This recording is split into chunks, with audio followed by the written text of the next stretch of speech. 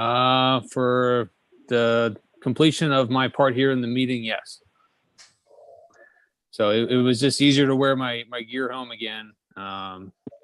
It's better than have to change into a tie or something. So I figured I just wear my gear home. Do we have like Lower Island Police polos that you could wear as like a casual dress option? I'm gonna have to defer for the captain for that one.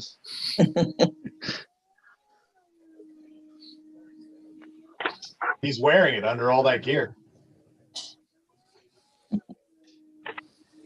Do you want me to let public in or no? No, I just sent the people in the waiting room a message telling them we'll start the meeting shortly. You can let them in, but the message also said I need for them to keep their video off until they're ready to speak. Okay. So you might want to remind them of that before we let them in, but you can start letting them in, I suppose. Okay. And is Commissioner Black present yet? He is not. Okay. We'll give it a couple more minutes and then we'll start.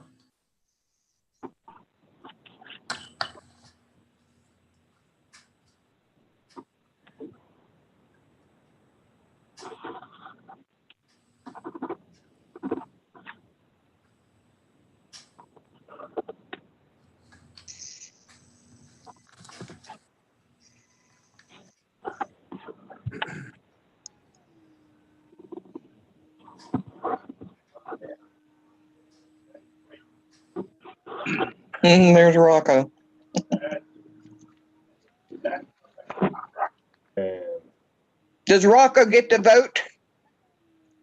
Yeah, I think so. he's not old enough. He's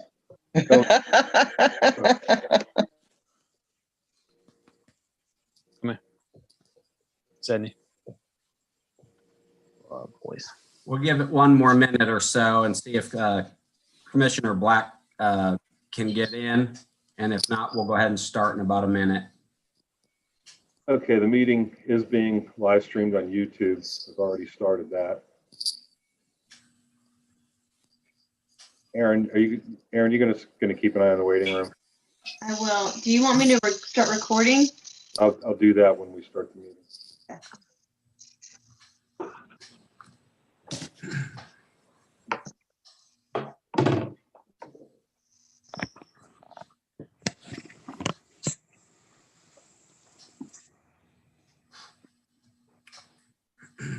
Okay. I'm calling this Lower Island Township Board of Commissioners regular meeting of December 14th, 2020 to order.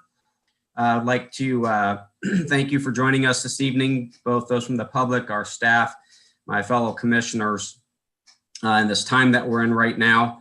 Unfortunately, there's a need to do some of these Zoom meetings, both for the public and safety of the public and the good health, and for our own health and our health of our staff as well.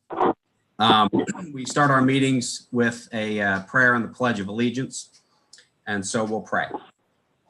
We pray thanks for the many blessings bestowed upon our township. Watch over us who are entrusted with the administration of the township. Create in us the earnest desire to serve faithfully and permit us to experience the joys of noble service completed for our residents.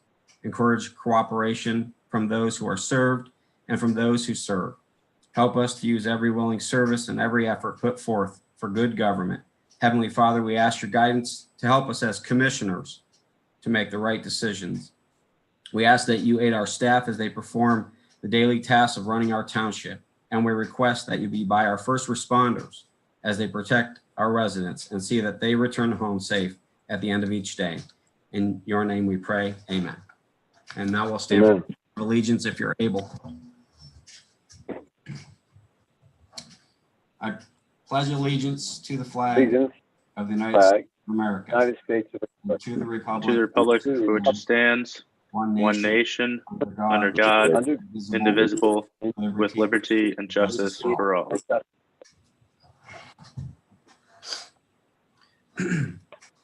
Again, thank you for joining us this evening. My name is Dean Vallone. I'm the current president of the Board of Commissioners. We'll just need a little bit of patience this evening. We've got a pretty lengthy agenda, a lot of items that may require some additional discussion. For those that are with us from the public, if you're here to make comment on general issues having to do with the township, there'll be an opportunity for that on our agenda in which you'll have some time. And at that time, what you'll want to do is notify one of our administrators, who is our assistant manager, Aaron Trone, or our manager, Tom Verneau, that you would like to speak when that time comes, and they'll see to it that you can get through and we can all hear you.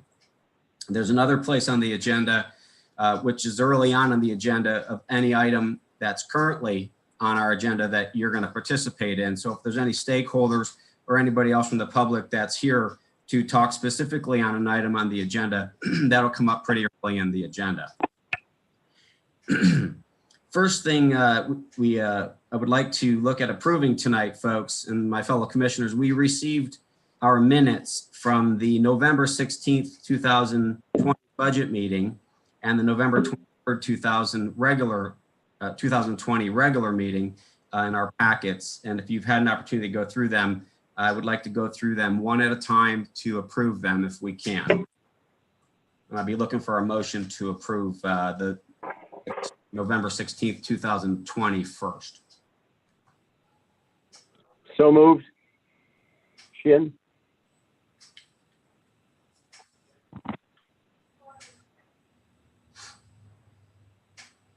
Okay, I have a motion on the floor for the November 16th, 2020 budget meeting minutes.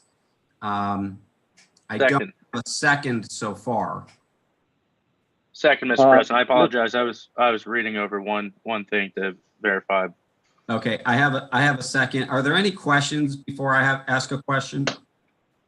Well, Mr. President, I would just like to say that even though I was not present at the meeting, I have the confidence in my fellow board members that I'm going to vote in favor of these minutes.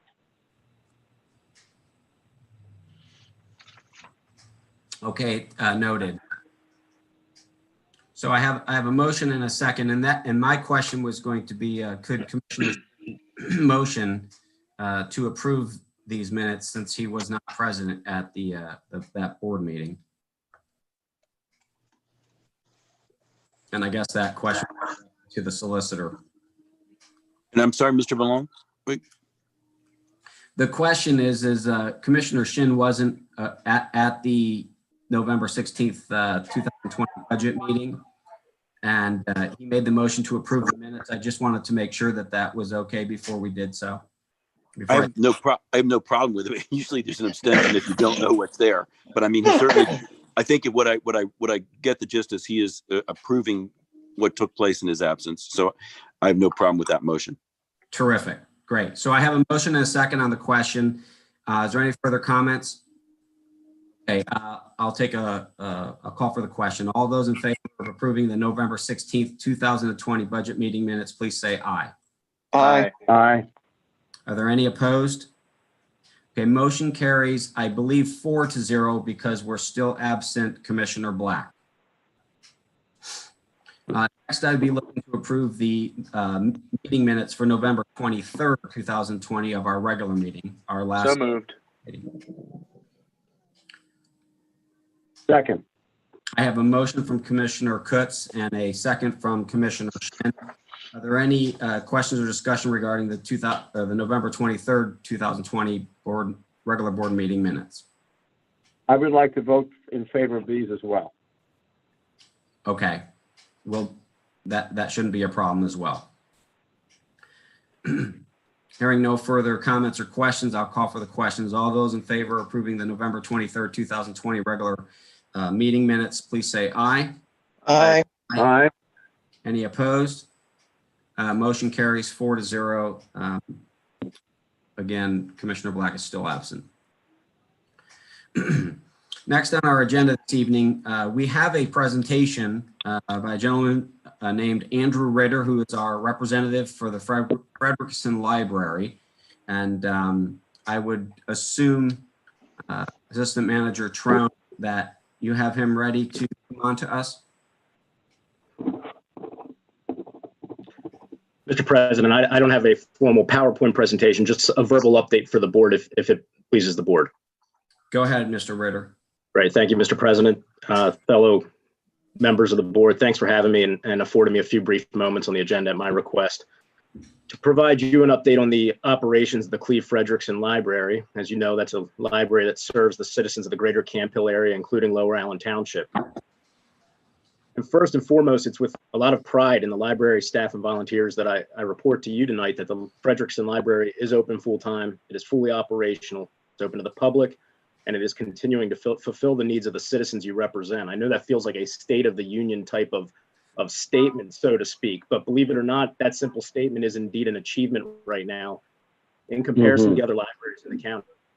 As we sit here right now, the Frederickson Library is the only library in Cumberland County that can say that.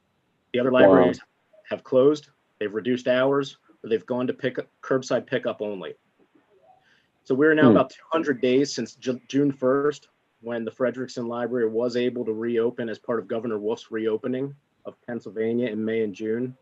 And you know, like many businesses, governments, what have you, in those weeks leading up to the potential summer reopening, Frederickson Library took the time to have a plan and to prepare to be operational and functional, from plexiglass dividers, socially distanced spaces, masks, sanitization, you name it. The library was making investments in March and April to protect their employees, their volunteers, and most importantly, their patrons. Interestingly, the library also made investments in the technology and resources that would be needed to continue to provide services in our pandemic-focused world. And that included more than $40,000 spent on ebooks and e-audiobooks that they were purchasing from March through this summer. And as you're going to hear soon, that has proven to be a very wise investment. As you can imagine, just like any other public-facing business or organization, in-person foot traffic is down, and in-person sales, or in our case, circulation, is also down at the library. On average, our library visits in person are down 50%. Now that changed about 2 weeks ago as some of these other Cumberland County libraries began to close. We've seen patrons from all across the county start to come to Frederickson with it being open, but these numbers are from July and August, which are the most recent numbers we have available. In-person visits were down 50%. Adult circulation was down about 18%, and children's circulation was down about the same. But at the same time, like so much else in this world, we've actually seen an incredible uptick in patrons availing themselves of electronic opportunities. For instance, adult ebook circulation was up 38%. Children's ebook circulation was up over 150%. We also saw significant uptake on the various virtual programs we began to offer instead of in-person programs. As a matter of fact, I wanted to share with you that all of our programming right now is now online and it's being robustly attended. Most recently, we had 95 participants in a Gingerbread Man Library for Lunch event. And you know, it's been really neat. What we do is we prepare individual bags for the patrons. They come and take the bags home and then kind of go through the activities, whatever they may be, story hours, what have you. They go through this virtually. Tonight, actually, as we sit here at this moment, they're streaming a holiday harp concert. So all of that kind of programming you get used to with a library is now virtual as well.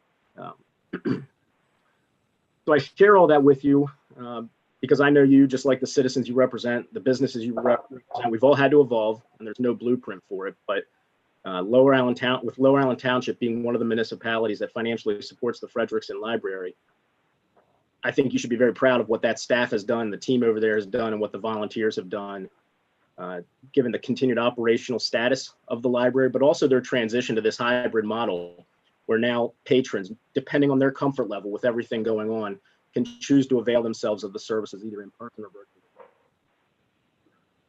I want you to know through all of it, they've maintained a relentless focus on continuing to serve our patrons, who are your citizens and your constituents. I do want you to know we've been nimble and have pursued funding opportunities throughout the pandemic. That includes PPP loans to keep our staff employed. It also includes some CARES Act money to upfit, so to speak, the library for sanitization purposes, PPE, and what have you. So the lab, again, and when I say we applied for PPP money, we're the first library in the entire Cumberland County library system to do that and ultimately set the stage and the model for how other libraries should pursue that funding. So just wanted to share tonight with you a quick update. It's been a while since I've kind of chatted with many of you, but wanted to share with you a quick update that given everything that's going on, the library is indeed still operational, still serving the public. And I'll leave you with this note as we enter into kind of what I'll call the new phase of the pandemic, hopefully a more hopeful phase, one where with the vaccine now being distributed and what have you. We'll obviously continue to evolve through this new phase, but one of the things I think we're going to be well positioned to do is the Frederickson Library has recently opened, this is just prior to the pandemic by a few months, a business and career center. It's a center where there are, it used to be in person, now once again, all virtual. Individuals can come in and get skills in Microsoft Office, resume writing, how to do job searching. And it is a state-of-the-art business and career center. I mean, you've got some of the technology better than Zoom technology, to be honest with you, available in that center. And right now, those programs are being offered virtually. I'm sure that'll continue for some time and at some point go back to in person. But as we look towards an economic recovery as well, when people want to grow their business, start new businesses, return to work, get retrained, what have you, I think we'll continue to be a great resource on that front as well. And a lot of people don't see envision the Frederickson Library as an entity that has that kind of service, and indeed they do. So I'll leave you with an invitation. You can come over at any point and see the Business and Career Center. And we've also just opened this year a new outdoor reading plaza. Very proud of it. It looks great. Obviously great now for, not when it's cold, so to speak, but in the past few months, great for people to get outside and read rather than be in the library. So you're always welcome. We'd be glad to have you there. Thank you again for having me as your appointee on that board. And thank you for your continued support of the library. It really means a lot. And I think they are delivering on the value you expect of them for your citizens. So if you have any questions, I'd be glad to take them. Otherwise, Mr. President, thank you for the opportunity. Thank you, Andrew. Commissioners, would you like to ask any questions of Mr. Ritter? This is Rick Sheehan, Andrew. I just want to thank you for all your hard work, and that was a fine report, and it is very encouraging to know that all your hard work and that of the staff is showing. And it's real easy to say, well, we can't do it, but you aren't doing that. So, Andrew, you're representing us well, and I, for one, appreciate it a lot. Commissioner Kutz? Andrew, thank you for the update. Very much appreciate it. A lot of cool things happening there, and we're excited to see what's next, and we're glad to have you as our liaison. So thanks again. Thank you. Andrew, I'll ditto both of those comments, but also add that we're really lucky to have you there getting this update as well. But particularly, I look at different investments that the township makes. This one just yields huge value for our residents, and we are so appreciative of your work and the others on the library as well. So thank you. Yeah, thank you, commissioners. The staff there really deserves, all the credit. It takes leadership to put these plans together and continue operations through a time like this, and they exhibit it. And the team, the frontline folks that are scanning books every day, they deserve all the credit. Well, please send our gratitude to them. Will do. Thank you. Thank you, commissioners. Thank you. Thank you, Andrew. That was I thought that was a terrific presentation. A lot of great information at the right time. Mr. Manager, maybe we should entertain commissioners. Perhaps you'd be interested in weighing in on this. Maybe a letter to the library board and also the staff and the folks over there that run the library, showing some appreciation, perhaps from the township. What do you think? I think that's a good idea. I agree. Okay, maybe we can have some draft of something at our next meeting. All right, moving on. This is the point on our agenda where we ask that the audience, anybody who's joining us this evening that's here to discuss or comment on any item that is on our agenda, to let us know now what item that is, and when that item comes up, we'll make note of it. And when that item comes up, we will put you out so you can speak on the item. Is there anybody here to participate on any item on our agenda this evening? Let's see, we have, we run through we have the public participants right now. We have Mr. Kushner. Sir, did you have something that discussed that's on the agenda? No, sir. Okay. Mr. Kushner, there'll be an opportunity later in the agenda to make just a general public comments as well. We have Mr. Nagy. Nothing at this time, Mr. President. All right, Mr. Nagy doesn't have anything at this time. I know Mr. DeLuca is on and he wants to talk about a specific item that is not on the agenda, so we will bring him in. Okay. Is that everybody that's here with us? Yes, sir. Okay, terrific. We'll move on. Under your president on the agenda, I have several items this evening. The first is I'm looking for a motion to approve the check of December 4th, 2020 in the amount of $509,416,096. So moved. So moved. Second. Second.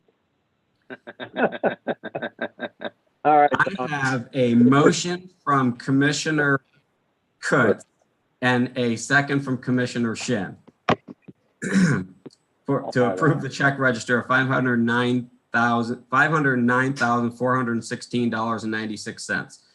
All those in favor, please say aye. Aye. Aye. Any opposed? Motion carries 4-0. The next two items on the agenda have to do with the budget process. The first will be fixing the property tax rates for the year of 2021, resolution 2020-39. I am happy to say that fixing those tax rates, if we do that tonight, I'm happy to say that they don't change from last year. Therefore, we would not be looking at any tax increase to fix for 2021. So if there are commissioners, if you are so inclined, I'd be looking for a motion to adopt resolution 2020-39, fixing the property tax rates for the year of 2021. So moved. Second. Okay, I have a motion and a second. Are there any discussion item or any discussion on this item this evening? Yes, Mr. President.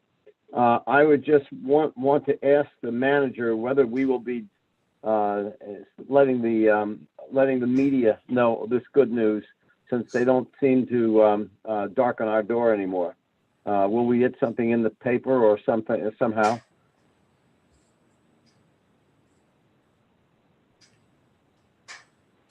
I'm not sure he heard you. I was asking the manager, correct? Sorry, Yes. From Commissioner Black. What was the question? My question is, are we going to let the media know about our good news budget this year with no tax increase, since they don't come and, cover us anymore? That wasn't my plan.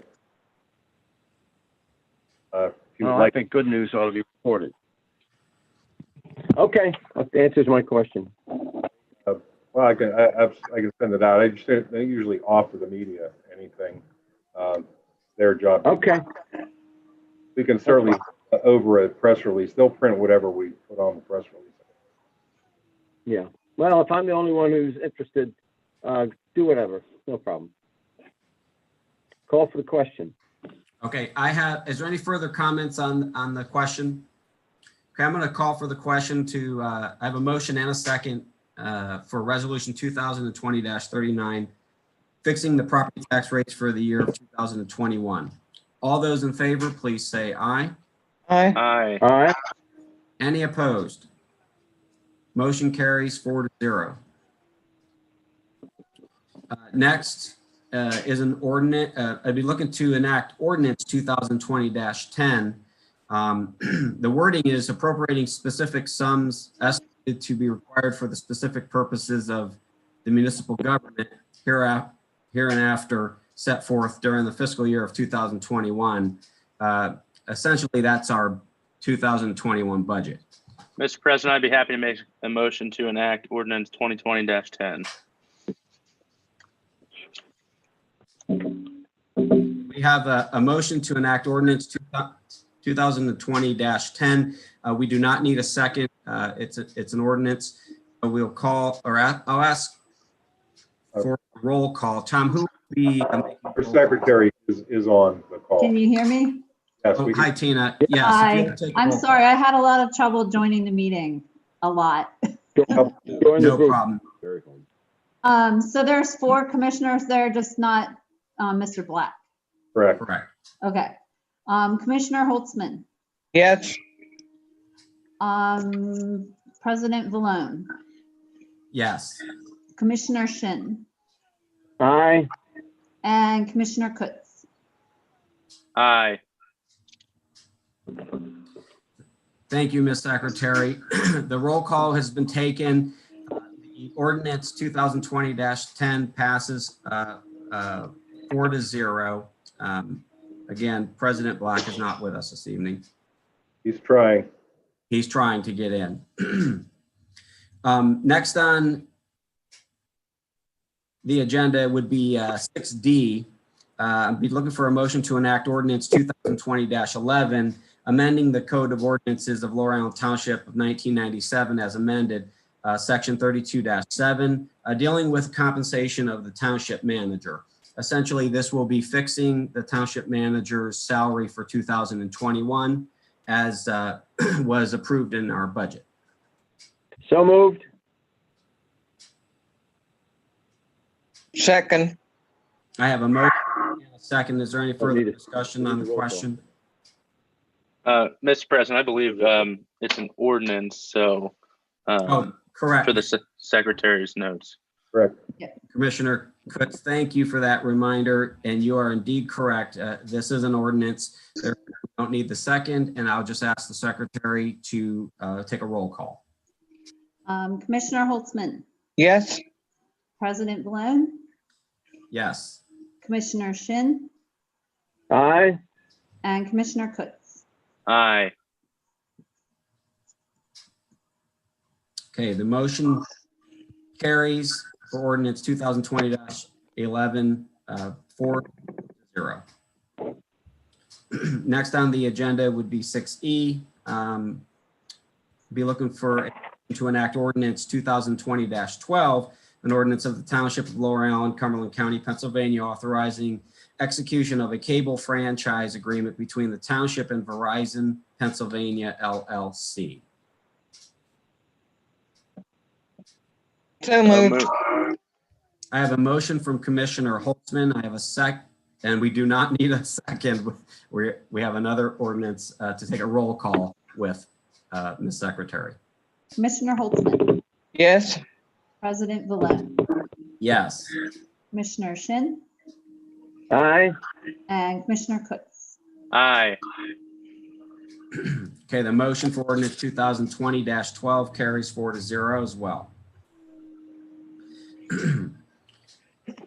6F on our agenda this evening, I'd be looking for a motion to adopt resolution 2020-41, a resolution of the Board of Commissioners of Lower Allen Township, Cumberland County, Pennsylvania, recognizing the Lower Allen K-9 team.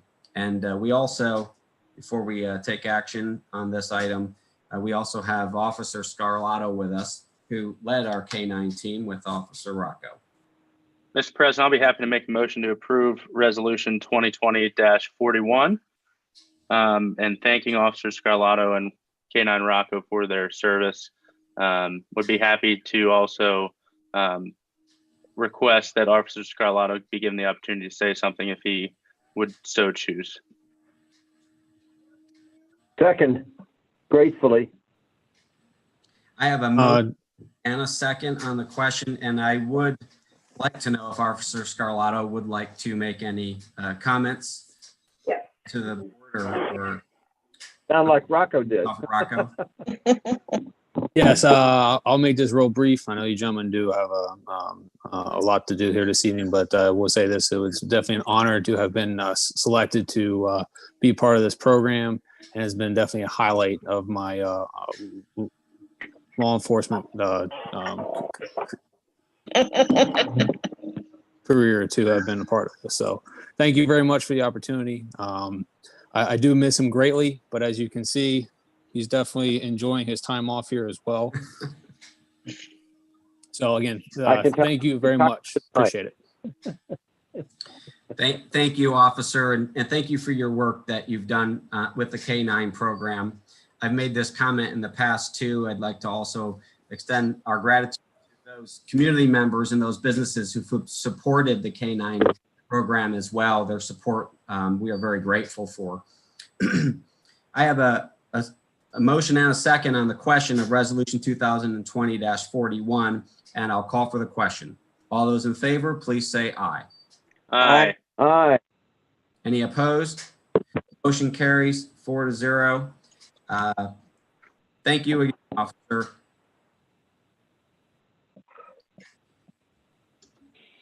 Moving on to 6G on our agenda. This is for discussion and possible action, a letter of support for the New Cumberland Borough boat ramp. So, Mr. Manager, do you want to take the lead on this?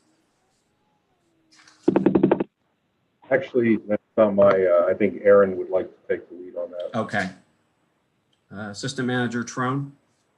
Hi, good evening. Yes, Councilman Don Kibler from New Cumberland reached out and asked if Lower Allen Township would be interested in providing a letter of support for their improved boat launch project.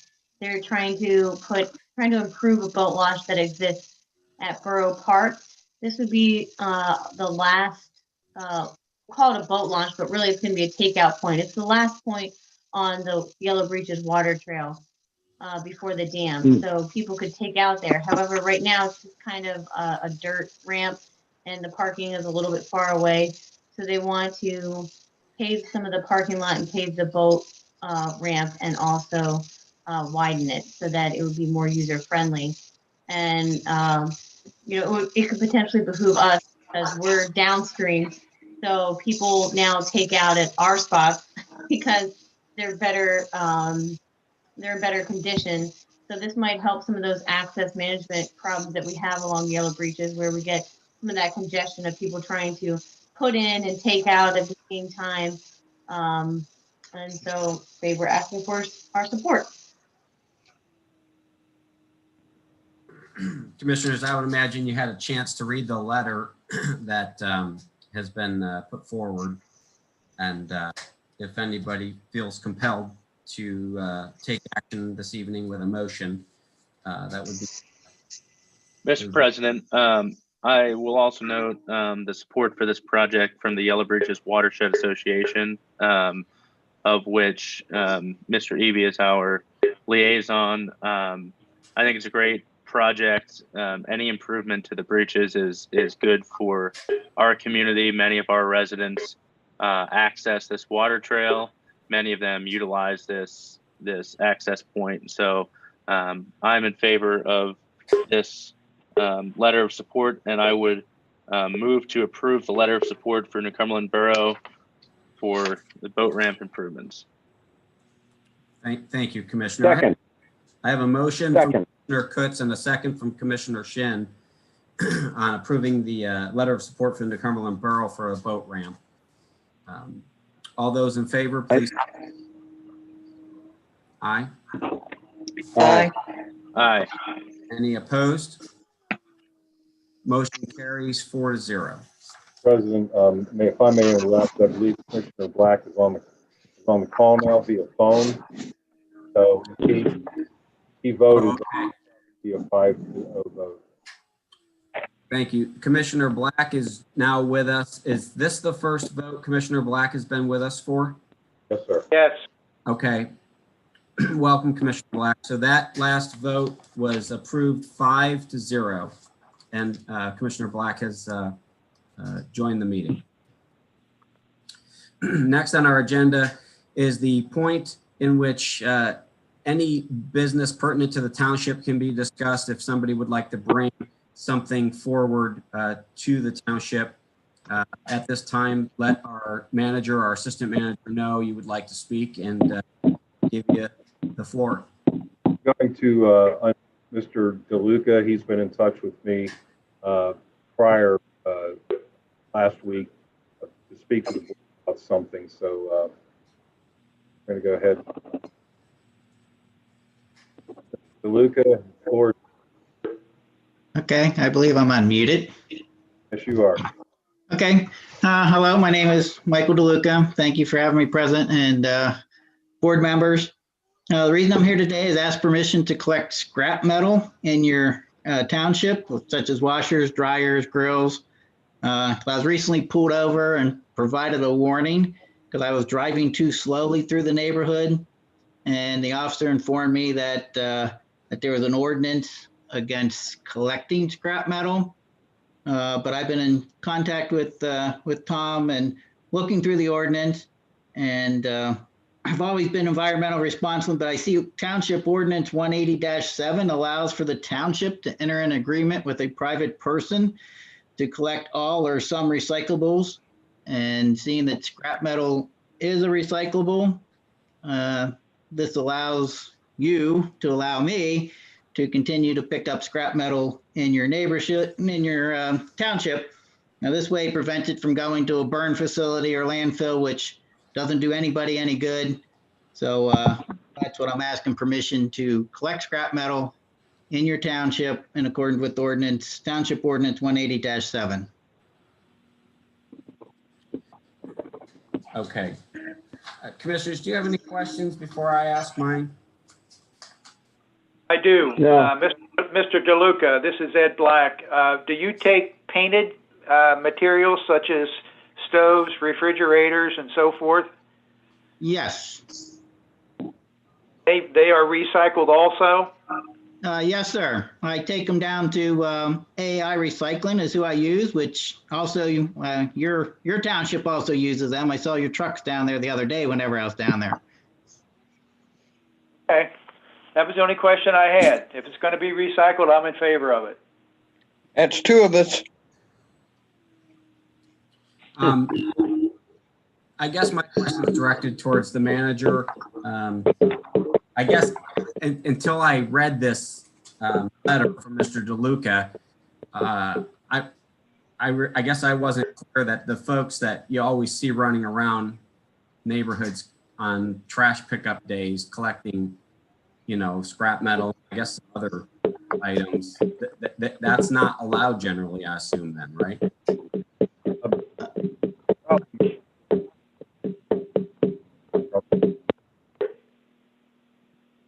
Okay. The problem in Lower Allen is the way our is written. Number one, the kind of things that Mr. DeLuca is picking up is not as recyclable material, although it is, we know it. But the definition in the solid waste ordinance would need to be changed. The second problem is that according to our contract with our waste hauler, they have exclusivity. So it's all the stuff that's put out in the curb is theirs. Brought up an issue of where he read a case where anything put out was abandoned public property. It's not the case that it belongs to anybody in the public. It's considered public property for to go through for evidence. But again, I don't have any problem with this personally. I don't know if the captain wants to weigh in on, on some other issues regarding scrappers, but right, the way it's done right now, I would need two things. I would need a change of step. I would also need a letter from waste indicating that they do not have a problem with people picking up large recyclable material. Captain, did you have anything to add about this? Yeah, real quickly. We don't necessarily have a problem with the police department with other individuals being permitted to gather up the recycling. The reason we stop people going through the neighborhoods in the wee hours of the morning is because we also have thefts and burglaries going on at that time as well. Anything, we would have other people going through the neighborhoods, picking up the recycling. They could expect to be stopped and questioned about it. I don't know if there's a permitting process where they would have documentation that says that they're an authorized collector, something along those lines. But they should expect to be questioned, and they really shouldn't get upset when they are. Just basically because we're dealing with the protection of the neighborhood while everyone's asleep. I agree. The officer was very nice. He's very kind. He said he pulled me over because I was driving too slowly. And like you said, there was some burglary activities in the area. He asked me what I was doing. I replied that I was scrapping because he never saw me picking up scrap metal. He thanked me for my honesty and then told me about the, I guess, the ordinance that you had. Then he asked me if I would mind being on the lookout, and if I saw anybody acting suspicious or the people that he was looking for, I would call 911, which I agreed to. So I have no problem with, being pulled over, like you said, if in the wee hours of the morning whenever I'm going through. And yeah, Captain brought up a good point that I also had spoken. Mr. DeLuca mentioned it in the opening remarks, is that in our ordinances, we do allow for the licensing of people collecting recyclables. So if the board goes with this, once we change the definition of recyclables and get a letter from Penn Waste that they're okay with this, we would issue a license to Mr. or anybody else that asks. And I'd probably have a little background check done first and then just issue the license. And they just carry that with them. That way, if a police officer comes by, show them the license, they're an approved township scrap recycler. Okay. Mr. President, could I just ask the solicitor to weigh in on any legal issues aside from the ordinance? I'm specifically I'm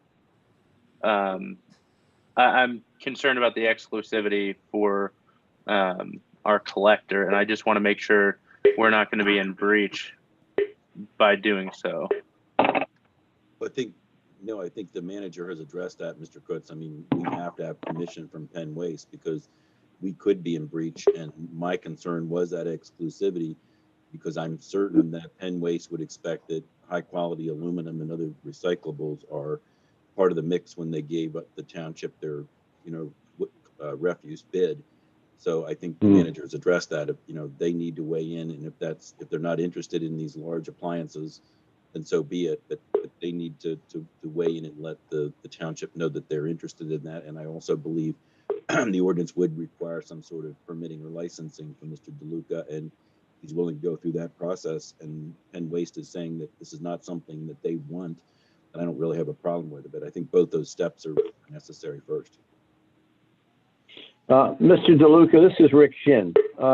You inferred that you would be going around in the wee hours of the morning, and quite honestly, we have been very strict with our haulers, our trash haulers and pickup, to not be in the neighborhoods before 7 o'clock. And they're in the wintertime, at this point in time, it's not too much of a big deal. But in the summertime, when people, will sleep with their windows open and so on, noise is not something that goes down very well. Could you adhere to a 7 o'clock start time? I could, if that's what it takes to do. At that time, then I'm just trying to compete with the trash haulers. So I try to get there before they get there, so I don't interfere with their operation. But to be honest, I've been going through your neighborhood since 2017 on my way to work. And as far as I know, I don't think I've had any complaints or anything. So I am respectful of the community, and I understand people sleep with their windows open, and I try to be as quiet as I can. If there's something I don't think I can get without making a lot of noise, I don't take it. I come back, like you said, after more daylight hours. Is your equipment posted with any signage on it? Is your, About my vehicle? yeah, does your truck Yeah. have a, Yeah, I go with a van. So anything I haul is completely contained inside my van. Yeah, is there any signage saying DeLuca pickup or whatever you call yourself? Oh, no, sir. No, sir. I don't have any signage on my van that says DeLuca pickup. The only signage I have on my van is for my my son who has a business of his own. All right, so you're just a good-natured guy going around picking up stuff that maybe you can make some money on. You're not That in is business. correct. Yes, sir. And to prevent it from going to a landfill or a burn facility. That is correct. Wow. So, That's all I have. Mr. Manager, if just so we can steer the action coming out of this discussion, so your next necessary step would be to have Penn Waste weigh in before any other action. Is that correct? I actually have had discussions with Penn Waste already. My next step would be to get a letter from them indicating that they would not claim exclusivity over large recyclable metal. And they've indicated to you that they are along. I'm really I'm not sorry. for that conversation. Okay. Okay. Not publicly. Well, then I would recommend that we be able to discuss this with the manager and the solicitor present at a later point before being able to take action. I think and where I'm coming from, I understand we have a couple of commissioners also in favor of it. I don't have a problem with it if Penn Waste doesn't have a problem with it. But I want to make sure we're not going to violate any of our obligations to our refuse provider. So are we looking that's key. So. Yeah. So, Mr. Manager, are you expecting us to give any direction officially tonight on this? I hope not. If the majority of the board is generally in favor of it, what I would do is I'd start the follow-up, get the necessary letter from Penn Waste, put some necessary language change before the board to amend the solid waste ordinance, which we just did a couple of months ago. Okay. I'll do another one. It sounded like the solicitor thought there should be some type of licensing and some formality with this. I'm not real excited about residents going through our neighborhoods, checking it out, and casing it, and so they can pick up some scrap metal here or there to make some money on the side. I think there ought to be some formality, and I'm not in favor of this as it stands.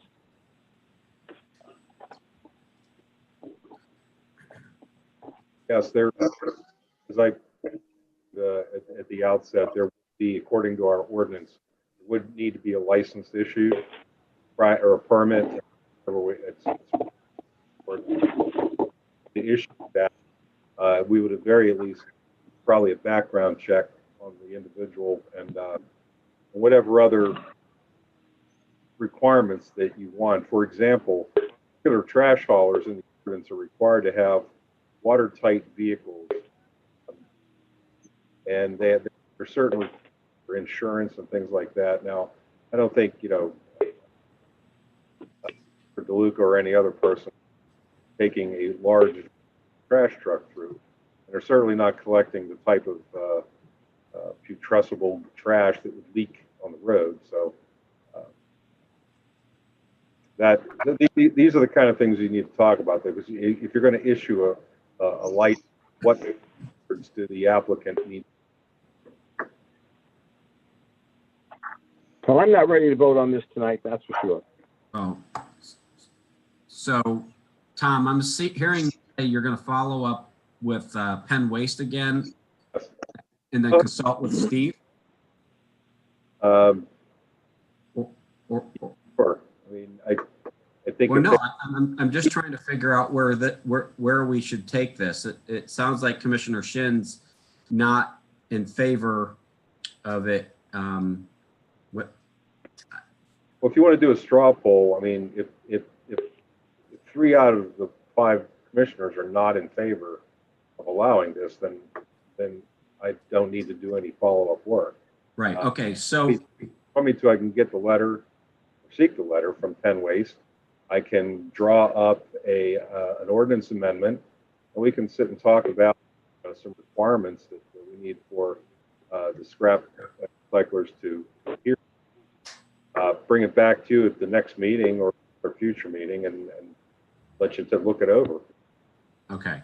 So perhaps where we're getting stuck is what we're actually in favor of. So for me, I'm in favor of allowing it with, I guess, strings attached with parameters and safety measures, whatever you feel is appropriate, for in our best interests for all the residents and the businesses of the township.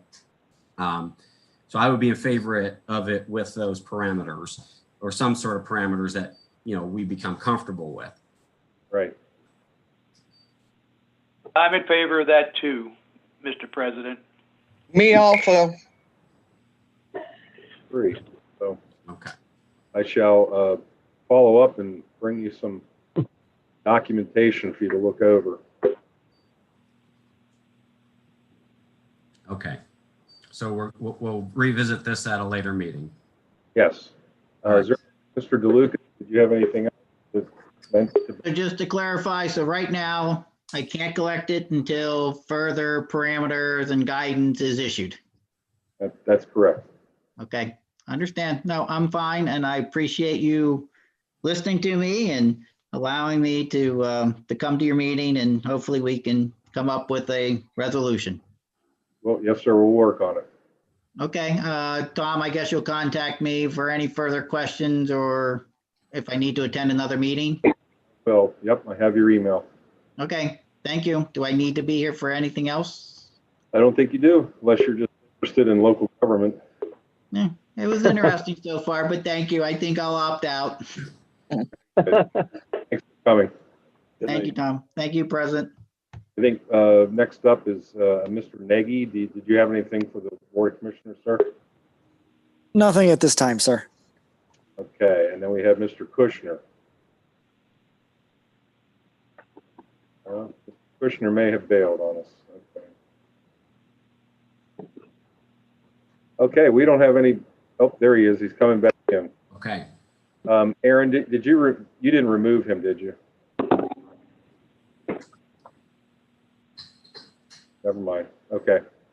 Mr. President. Okay. Just one moment, Commissioner Kushner, excuse me. I think Mr. Kushner going to come online? Mr. Kushner's back in the meeting. Okay. Does he want to speak about Does he something? have anything to bring before the board tonight?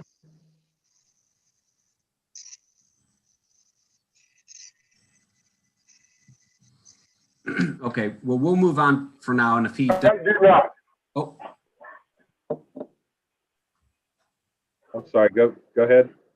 Sorry, I do not have anything to bring forward. okay. Thank you, Mr. Kushner. So All right. we'll move on to the township. Oh, I'm sorry, Commissioner Kutz. I apologize for cutting you off earlier. No problem. Thank you, Mr. President.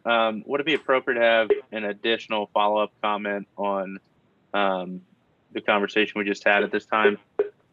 Oh, sure. I'm just curious. We seem to have stopped one scrapper, and we're asking him to wait until we reach a resolution on that. Are we, maybe for Director Hall or Captain Crone, are we, if we're basically we've stopped one person from doing it, I just want to be equitable across the board. Are we stopping him and allowing other people to continue doing it? Or is it just if we see other people doing it, we're telling them to stop? How's this being enforced across the board? I just want to make sure we're not singling out Mr. DeLuca just because he was the one who was unlucky enough to get pulled over the first time. I can answer for that. I didn't want to interrupt anybody there. Typically on a night shift, if we're driving around through the neighborhoods and we see somebody scrapping, we will stop them, we'll identify them, we'll let them know of the ordinance. I can't think of any time in recent history where we've actually had to cite. Usually they're very understanding and they go on about their business. Okay, fair enough. Thank you. Thank you, Captain. All right, if we'll move on to Township Engineer. Mr. Flint, I assume you're with us. You have quite a few items on under the engineer tonight, seems. Yes, thank you. Good evening, Commissioners. Item A is the next payment, invoice number 9 to JVI Group for the Gettysburg Road relocation project. When we were completing the agenda on Friday, we did not quite have some of the details worked out on that. It was finalized today.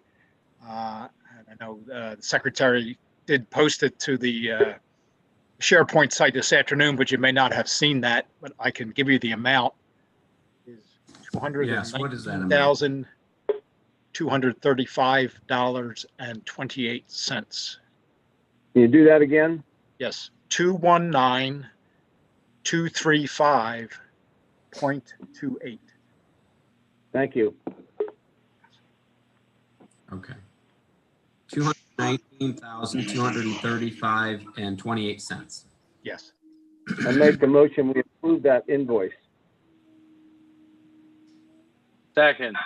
I have a motion from Commissioner Shin and a second from Commissioner Kutz to approve payment of invoice number 9 to JVI Group, Inc. in the amount of $219,235.28 for the Gettysburg Road relocation project.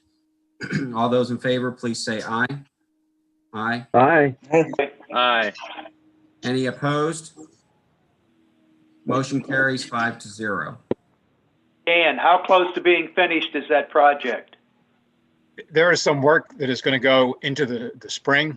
We're currently waiting for PA American Water to do a relocation on their main before the final removal work can be done on the old section of road. And then there may be a few other items to be done yet that might wait till spring, or some that can be done over the winter. But the cartway is usable, is that correct? Oh, yes, it's been open for weeks, yes. Was that it, Commissioner Black? Okay. The next item on the agenda is related also to the Gettysburg Road relocation project. Be looking for possible action, and Director, I just took your thunder. Go ahead. It wasn't much. It's just an invoice. Number 4, TRC is the group doing the construction inspection services. So we'd be looking for a motion, folks, this evening to approve this invoice as well for the construction inspection services for $32,399.84. So moved. Second. I have a motion from Commissioner Kutz and a second from Commissioner Black. All those in favor, please say aye. Mr. President. Aye. Aye. Just a moment. Commissioner Kutz? I just want to clarify. I believe the second was Commissioner Holtzman. No, it wasn't. No. Oh, I'm sorry, it Ed. wasn't. I apologize. Withdrawn. No problem. Ask the secretary to strike that from the record, please. Sorry, Ed and Carolyn. That's all right. Thank you for checking anyway, Commissioner. All those in favor, please say aye. We'll do that again. Aye. Aye. Aye. And any opposed? Motion carries 5-0. Thank you. All right. I apologize. Okay, ready for item C? Yes. Liberty Cove is the name of the street in the subdivision known as Liberty Point, right off of Thompson Lane. You may recall a couple meetings back, there was a discussion about that. The project is essentially complete. The street's been in for quite some time, and they are at a point ready to dedicate that as a township street, and that will be done with resolution 2020 R40. Move we adopt resolution 2020 R40. So moved. Is that a second, Commissioner Holtzman? Yep, yeah, whatever it is. You got it. I have a motion from Commissioner Shin and a second from Commissioner Holtzman to approve resolution 2020 R-40. All those in favor, please say aye. Aye. Aye. Any opposed? Motion carried 5-0. Next. And I Item D. presume that you have inspected the street, correct? Correct, yes. Item D, relative to the same project, SLD docket 2004-09. This was the subject of the discussion at the previous meeting a couple of meetings ago to approve a reduced amount on their maintenance guarantee. We do still have the construction financial security in place, but that work has all been completed. The wearing course is on the street, so the construction security can be released, and it would be appropriate to establish their maintenance security. Okay, so we'll be looking for action on this evening as well, folks.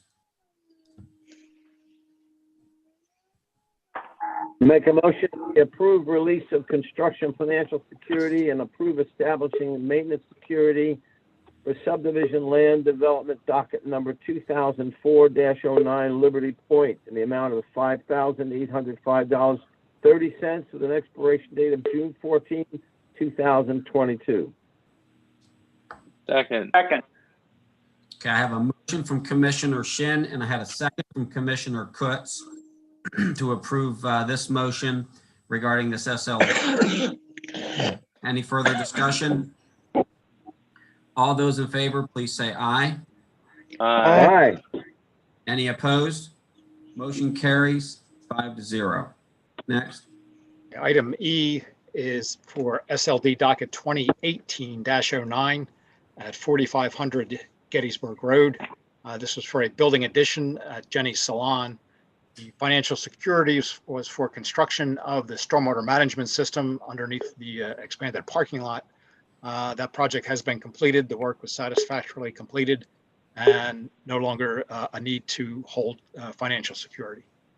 So moved. Second. Second.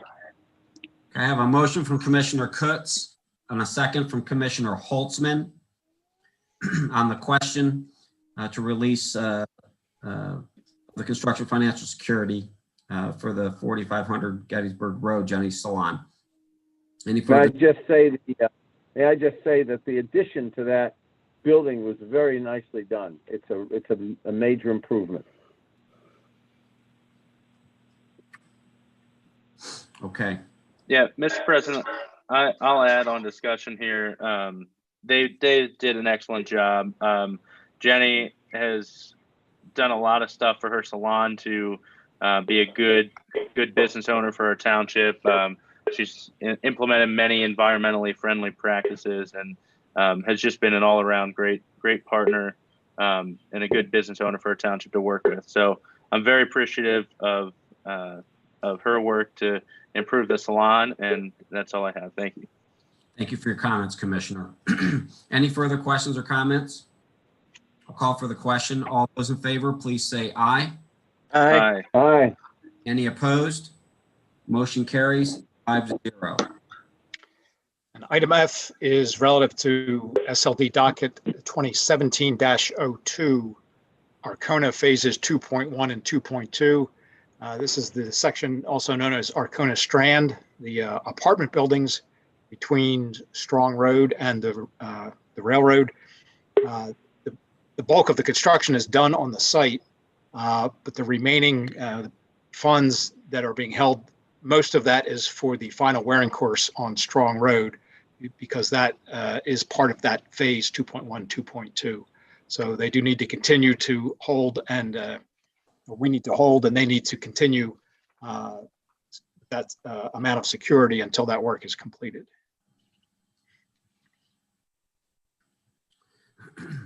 So moved. Second. I have a motion from Commissioner Kutz, a second from Commissioner Shin to approve establishing a new amount of $166,809.80 with a new expiration date of December 14th, 2021 for phases 2.1 and 2.2 of the Arcona. All those in favor, please say aye. Aye. Aye. Aye. Aye. Any opposed?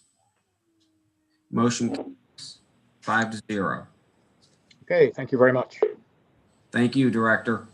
Public Safety Director Hall, are you with us? Before we move, I believe there's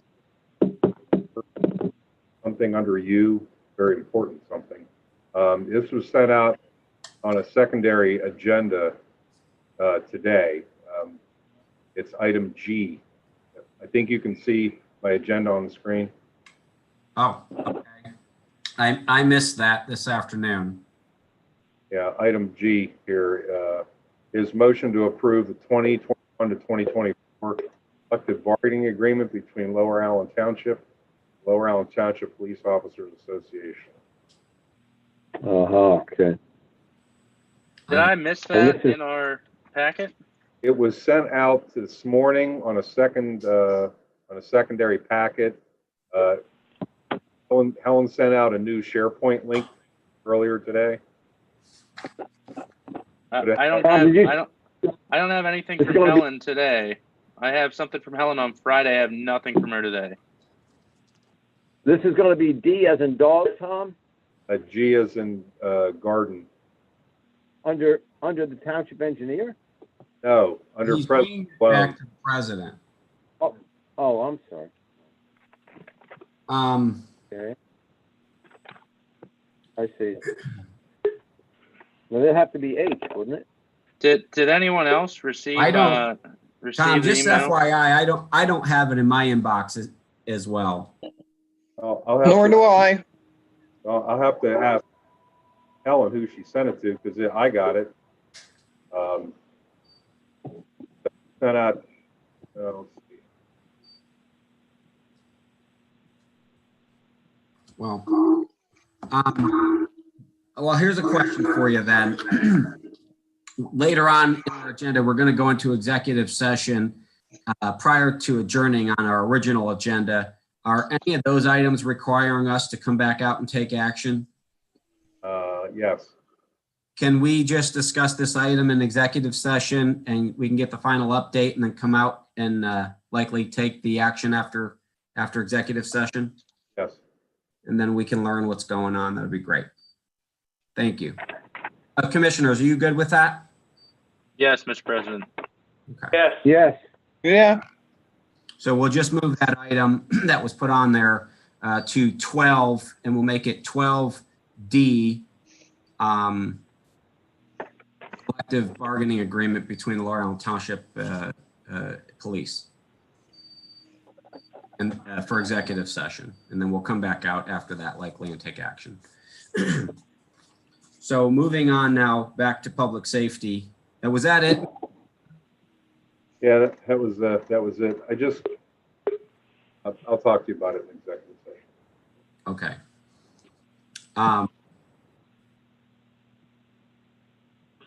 Director Hall, are you with us?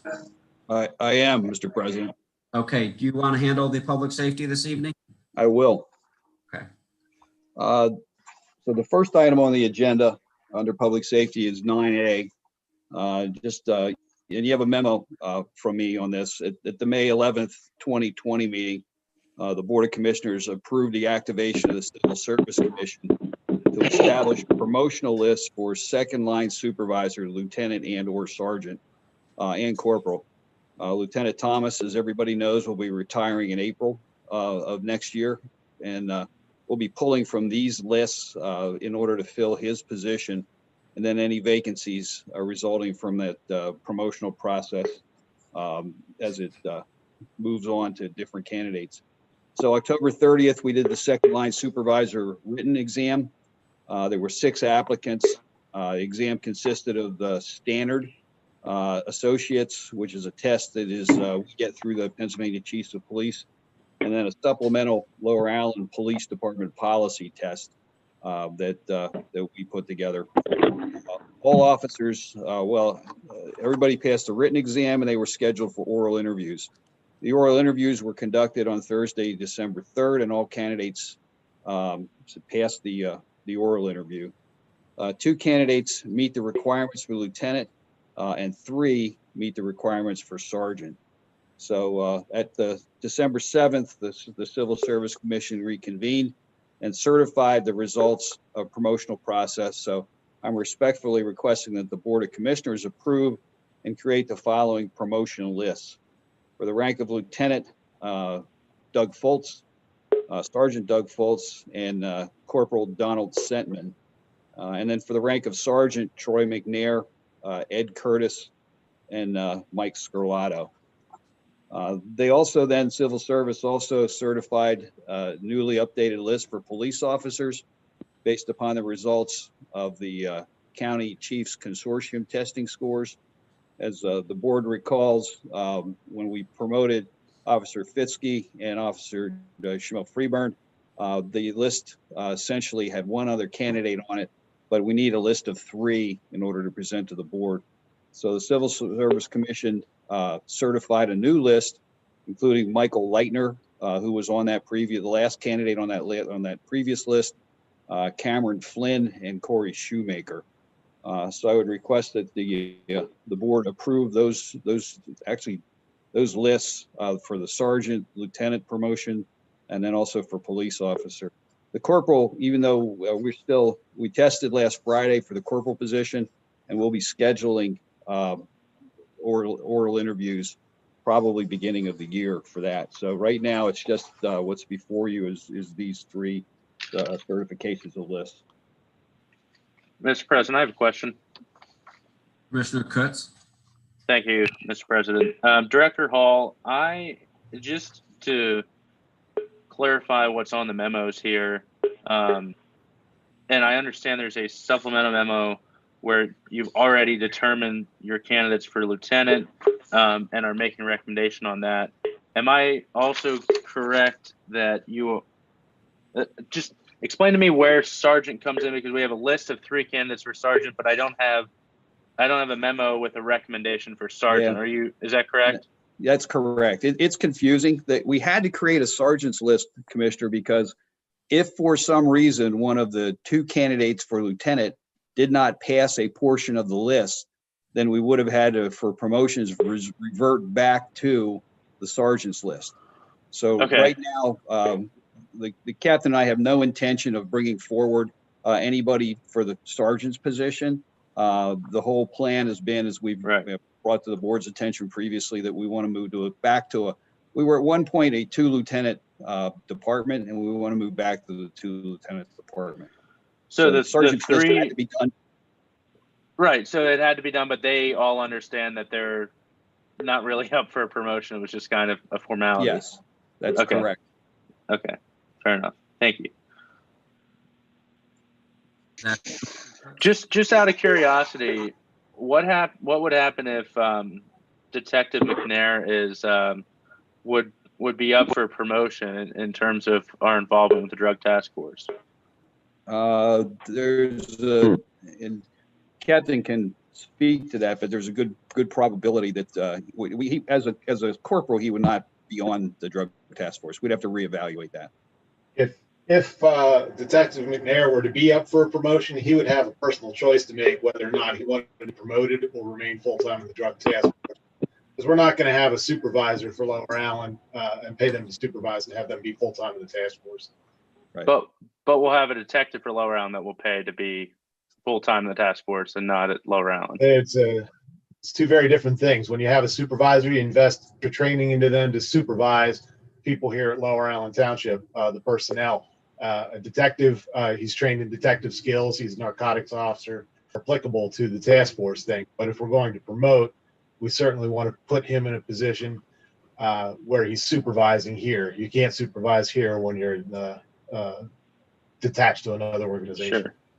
I don't believe that came up for discussion at all. Would that be perhaps appropriate for another meeting. Mr. President, I might request that, and I only bring it up because his name's on the list here, that we might be able to just have a discussion and maybe the board can reapprove that every year, because I don't believe we had a chance to go over that this year. I would like to kind of circle back every year and get a report from what's going on in the drug task force and make sure that that's still a value to our taxpayers.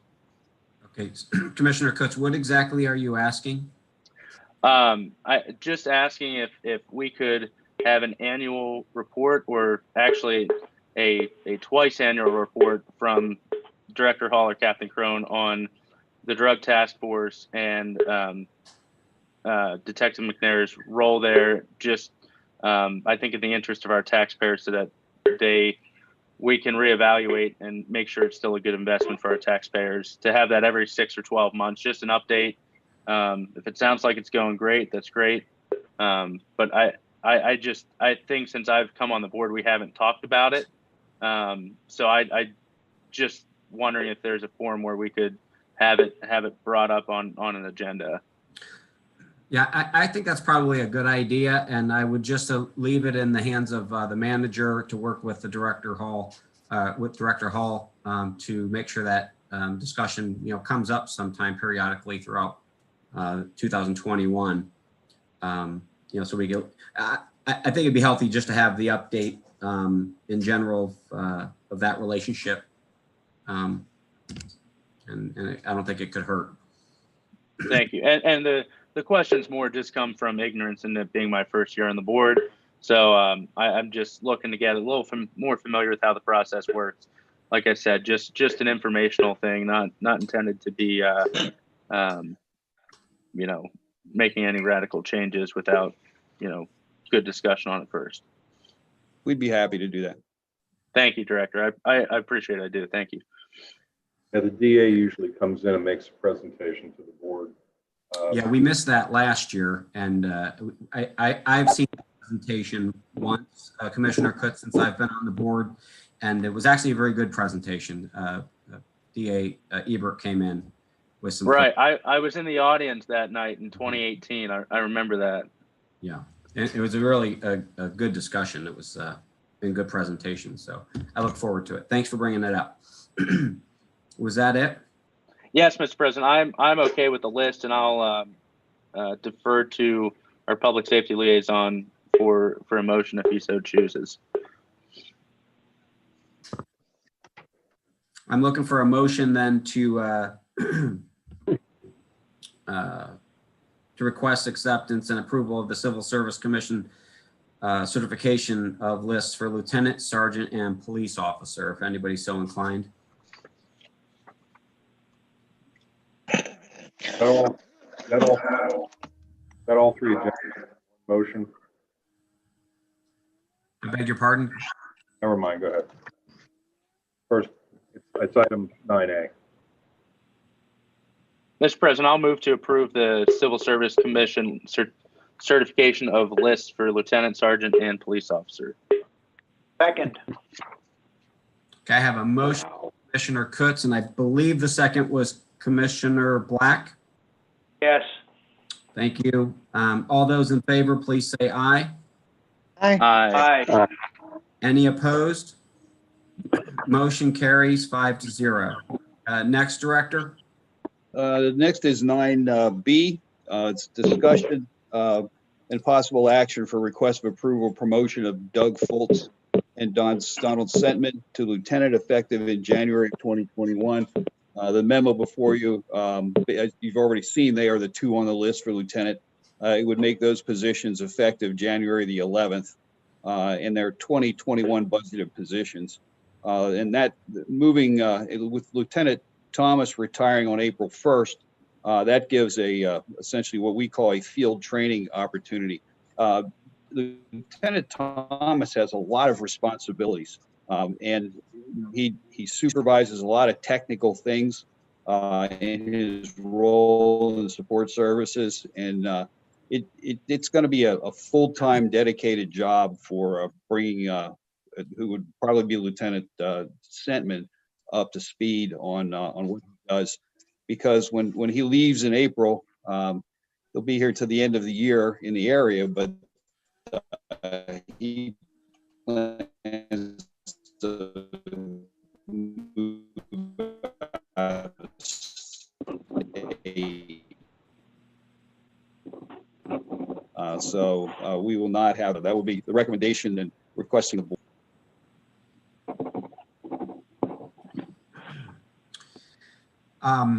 Is Did you lose me? Or is Director Hall cut out? He's fading in and out. Okay. I'm having issues as well, sir. So let's, Director Hall, can you hear us well? I can. Can you hear me again? Yes, and can you just give us another short on 9B? We got bits and pieces of what you were saying. Sorry, I was getting the flash message here that my connection was unstable. So what the request is to promote Doug Foltz and Donald Sentman, DJ, to lieutenant on January the 11th, as explained in the memo. That's the short and sweet of it. Got it. Thank you. All right. So commissioners, I'd be looking for a motion to approve this request. Before anybody's so inclined to make the motion, I remember it's coming up in the budget this year, and I appreciate the director and captain. You're taking the time and the care to explain to us, both the makeup of these roles, the need for them, and the need for the timing with them. So that we can better understand your needs going forward. And it is very helpful this year. We've learned a lot. And so thank you again for keeping us informed of the details, as we don't fully understand some of the details. And it's important for us to understand that. And thank you. So commissioners, we would be looking for action tonight on this item if you're so inclined. So moved.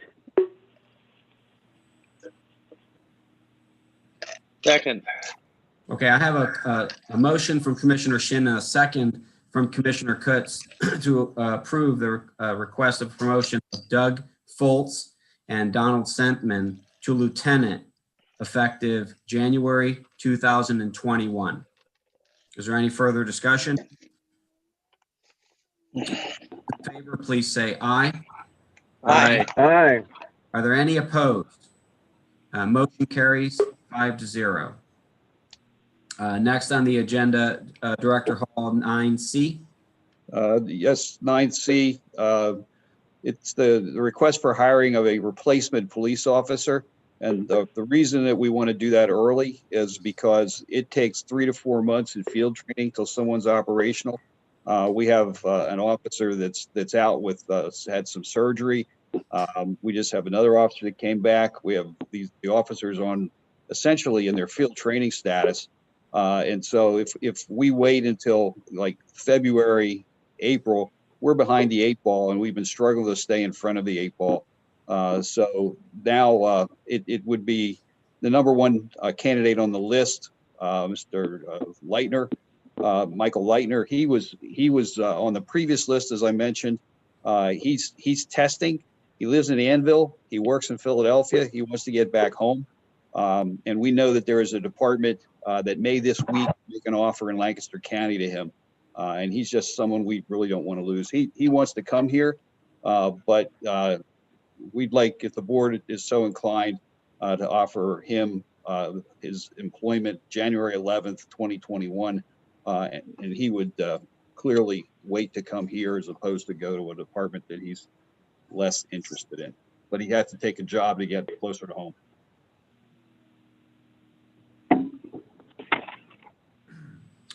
Commissioners, is anybody so inclined to make a motion this evening of hiring a police officer effective January 11th, 2021?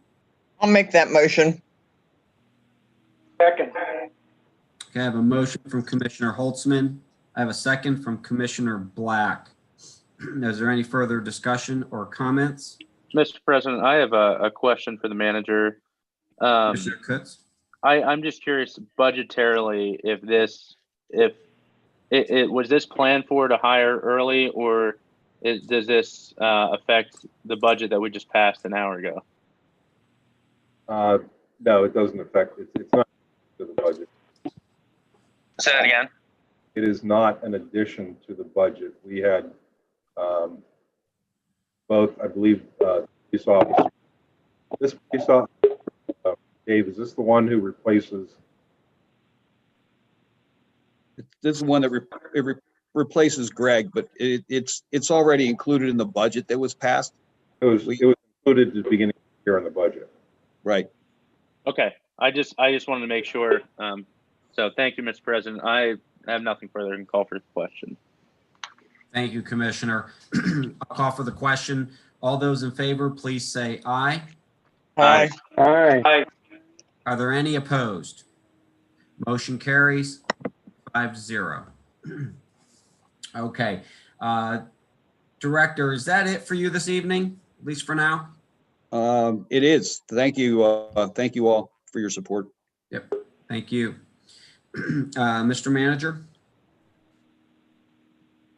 All right, thank you. First item I have, let's see, can you see? First item I have on my agenda, 2021 fees.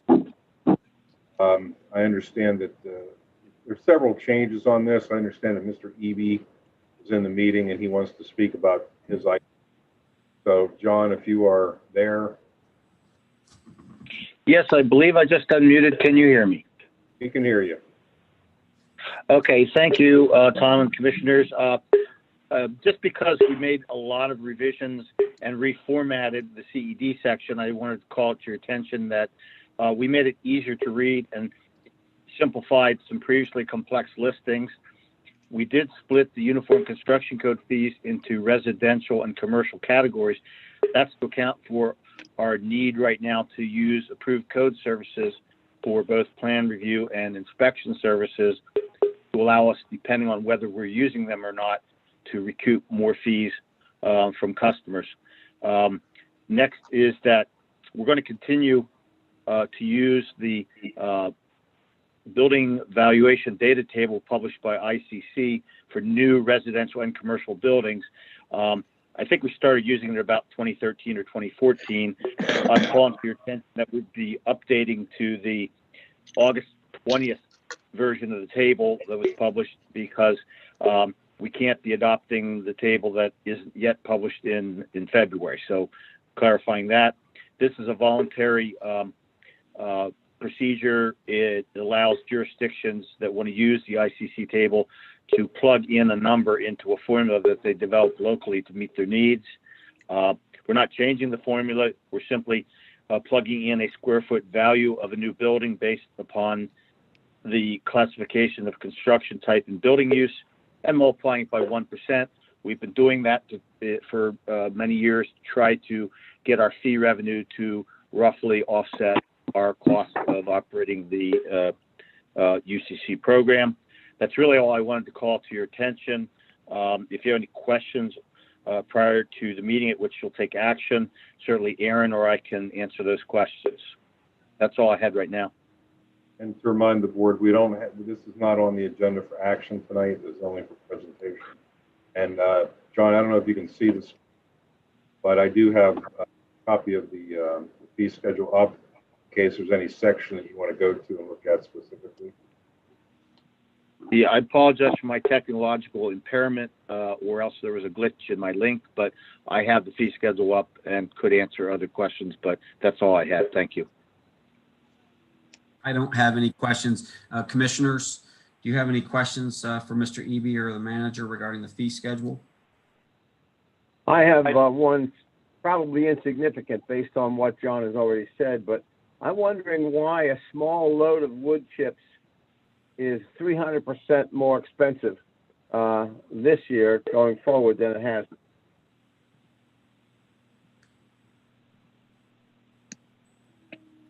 I said. That's all right. I'm just curious. We can move on, Mr. President. I want to try to answer this. I think it's is that the that's the delivered cost. So, All right, so it's cost us more to do it, I guess? yes. Okay, all right. Thank you. That's all I have. Thanks. Thank you, Commissioner. Any other commissioners have any questions regarding the fee schedules for 2021? Mr. Manager, my question is will this be something that shows up at our next meeting? Yes. Approval? It'll be, yes, it'll be on your December 28th meeting for action. Okay, got it. Thank you. All right. Okay. The next item is purchase of the 2021 Pierce and Ford 107-foot aerial truck. This was brought to the board a couple of meetings ago about whether we should purchase this truck. It was originally scheduled for 23, but the fire chief, who I believe is on the call, provided some information regarding cost increases at Pierce that are averaging 5%, and we can finance this for 3%, essentially saving 2% a year. Now, the further difference in this is that the plan was to pay for the chassis sometime mid-year, and then pay the balance when it was delivered in December, and that is what they salesman offered, a pretty large discount if we paid 100% cost up front. So I had sent that information out in the packet. I can try to pull it up. Like to. Tom, can you just, or Director Grove, could you just give us a brief on how this affects the township budget, if at all, in the next couple of years, whether we pay for it ahead of time, like you're saying, or wait? I mean, 50 is about $40,000. I think I added up between their savings, but what's the value, and is there any risk to the township of having a cash flow problem? I'll start, and then Rick can chime in. No, it doesn't hurt the township at all. What's going to happen is, rather than loan the money to fire fund at the end of the year to pay the balance of the truck, we're actually loaning the money to them at the beginning of the year so we can pay off the entire amount. All it does is adds 1 year's worth of interest to payments that the fire fund's making back to the general fund. So actually it benefits the general fund by increasing the interest in that fund. It also benefits the township overall by saving, the amount was $41,000. Does the 41,000 come as a savings only to the fire fund in this math, or does it come back to the general fund? It actually benefits the general fund interest payment. Okay. So there's no cash flow problem with this.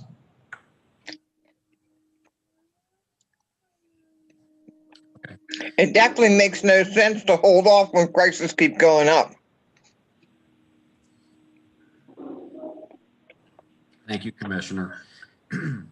So what I'm seeing here is that this additional, or how I'm reading, or how I'm gathering what I'm reading, is that by buying it now, the township actually is going to save money, and by paying for it up front, so to speak, we save additional funds. There they are.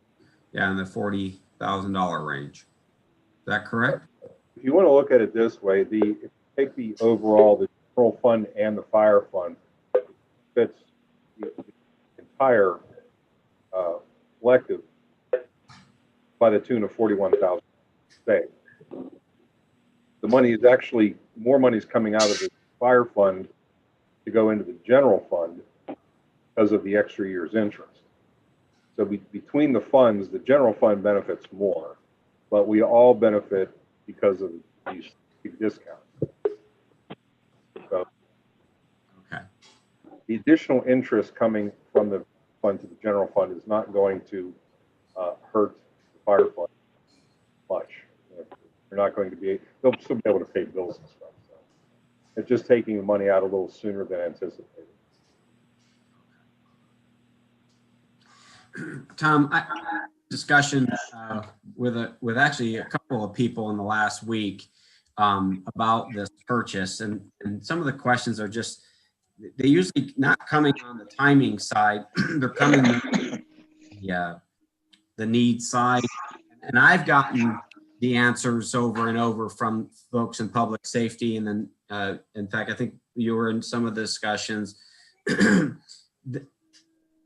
Clarify with me so I know for sure, when did the need Pierce Enforcer, this aerial truck, come online? Was that born out of the development at Arcona back, and was that, I mean, how long ago was it that this would have even been put on an apparatus replacement program?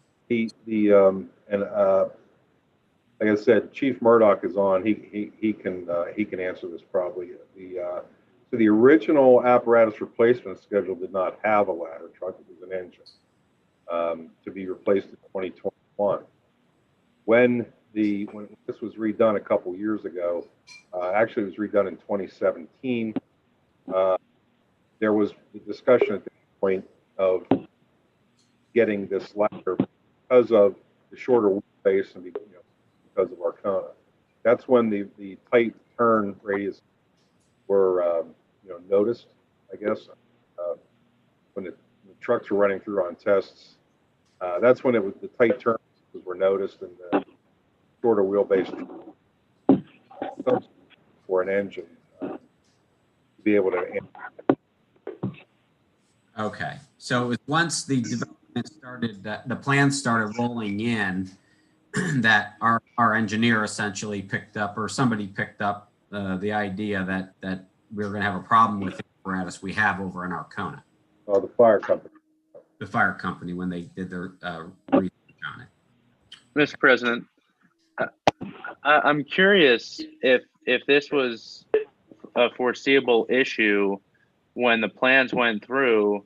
Why were the plans approved in the first place, knowing that this would be the issue and knowing that we would need to come back and ask the taxpayers for $1.2 million with what I see as a foreseeable thing that would have just caused a little bit of change on the TND? I mean, am I missing something here? Who dropped the ball, and why wasn't this an issue 10 years ago, at the outset of Arcona, and why didn't someone require the plan to be changed that our apparatus could handle it? Because now we're looking at a $1.2 million price tag, and it seems like it's just it was an oversight. Well, Commissioner, it was not an oversight, and there was no ball that was dropped. The dimensions that were provided on the plan were minimum. They were approvable. They were approved as submitted because they met minimum standards. I guess the mayor probably weigh in on that a little more. He reviewed the plan. So we did not approve, the board did not approve, staff did not recommend approving a substandard plan.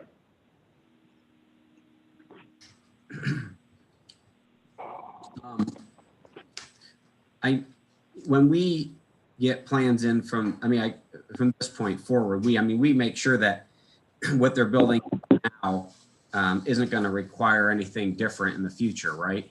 I mean, are we pretty certain of that, I guess? Because once we start buying the apparatus in the long-term plan, I understand Chief Murdoch put a lot of work into a plan that also, I think, makes some change outs and some reductions potentially in that overall plan. And I believe that what he has forward here is the most efficient that the township will have based on what we think we're going to have. And I is our comfort level there that we're not going to have to change that dramatically, which, might add, let's say, millions of dollars in onto our fire fund budget into the future. Because I'm comfortable that our fire fund was beefed up last year. I feel the taxpayers, what they're really asking me when they see these price tags is this going to be going type of addition down the road? And I think primarily because of Arcona, people have a little bit of a negative taste in their mouth about Arcona. And if they feel something's costing them because of that, they're just asking questions. And I think that giving them the answers is fair. So I just want the comfort level is that we would not have to change our plan again to add more apparatus in the future. I guess I'm a little bit confused here because we've had a long-term, it's unofficial plan that staff put together for years. And there was changes as far as when things could be afforded. And there was a larger outlay planned in the future, and things just worked out that we could do it now. And that, the fire company is going to have to tell you about the need, but the need is there now. So it's not costing any more than what was originally scheduled.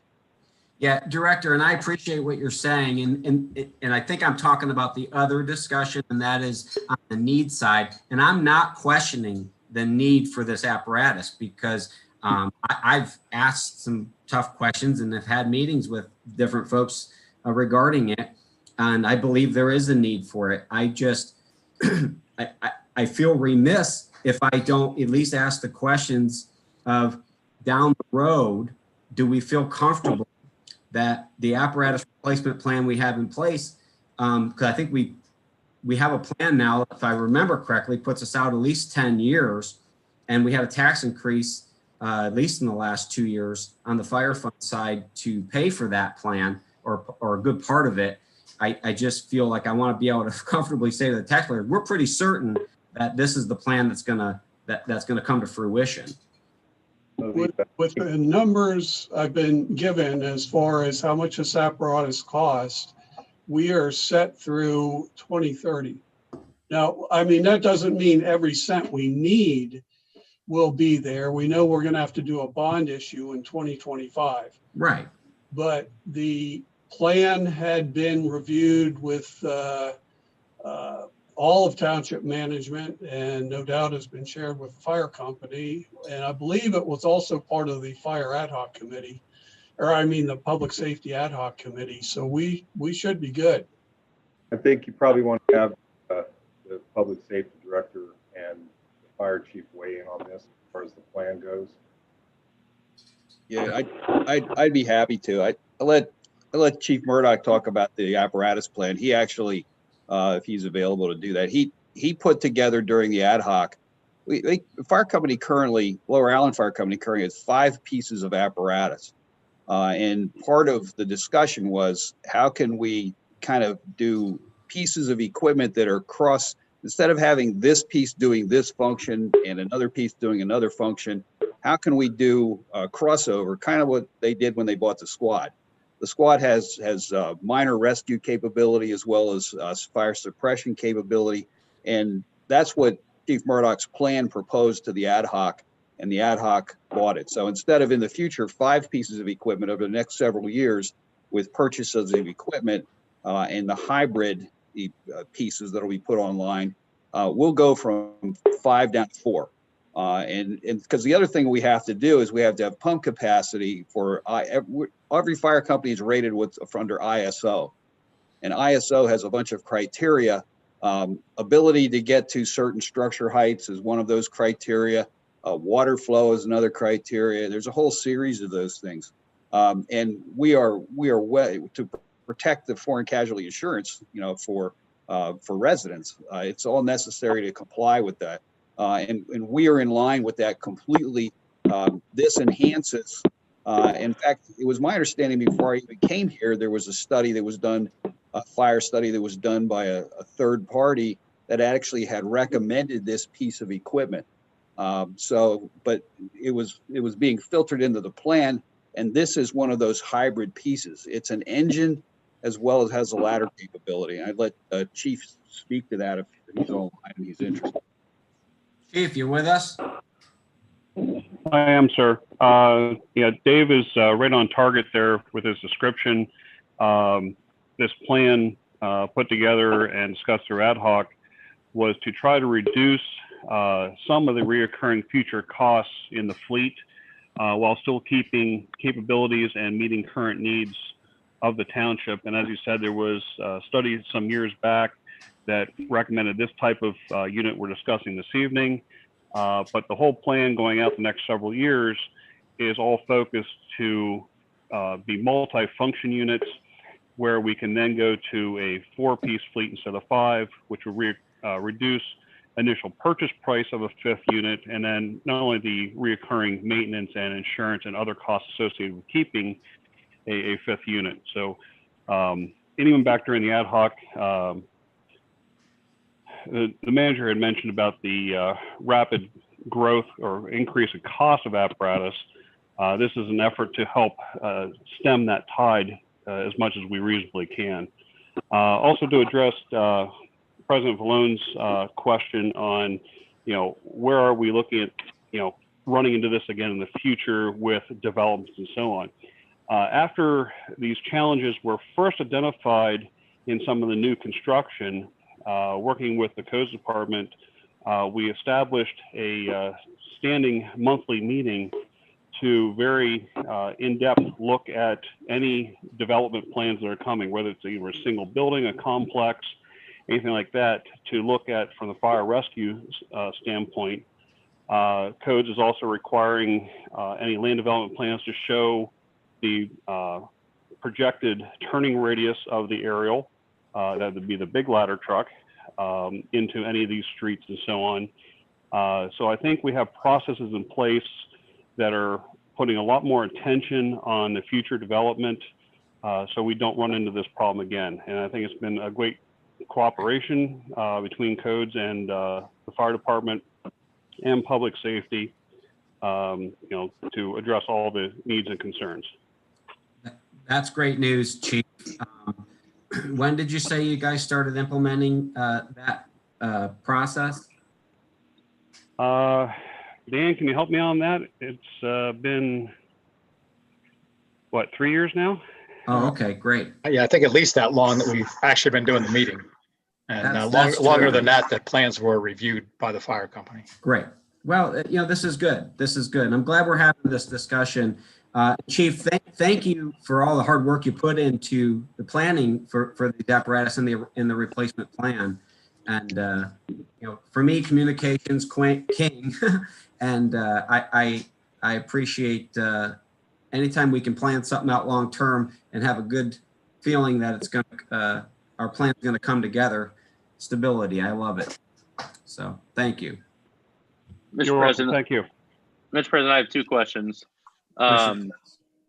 First, I keep coming back to the sticker price here, and I know fire companies everywhere else in the state operate with a lot less, and a board who's not willing to write them a blank check for $1.2 million for a new truck. Can someone give me a reason why we can't have a used truck or truck that's a couple years old? I mean, this is a 2021 brand new, top of the line, bells and whistles. Is there something that we miss by going a used route or with a different company? I know Pierce is one of the top manufacturers. This is the only quote I've seen. I haven't seen other. I don't believe I've seen other options or something that's a couple years old or something with less bells and whistles. This is just a lot of money to make a decision here with only seeing one quote. Can someone shed some light on that for me? I don't mean to butt in, but Chief Murdoch, I've asked you this type of question, I think twice in the last 6 months, and I felt comfortable with your answer. If you could take this one, I'd like to hear it again. Thank you. No problem, Commissioner. that the cost factor for this, as the manager had noted, that there was an engine years ago programmed in the budget for a value, and this is more, and it's cost more because of it being a multifunction. The other part of your question is, why not another manufacturer? Why not, a used piece, whatever?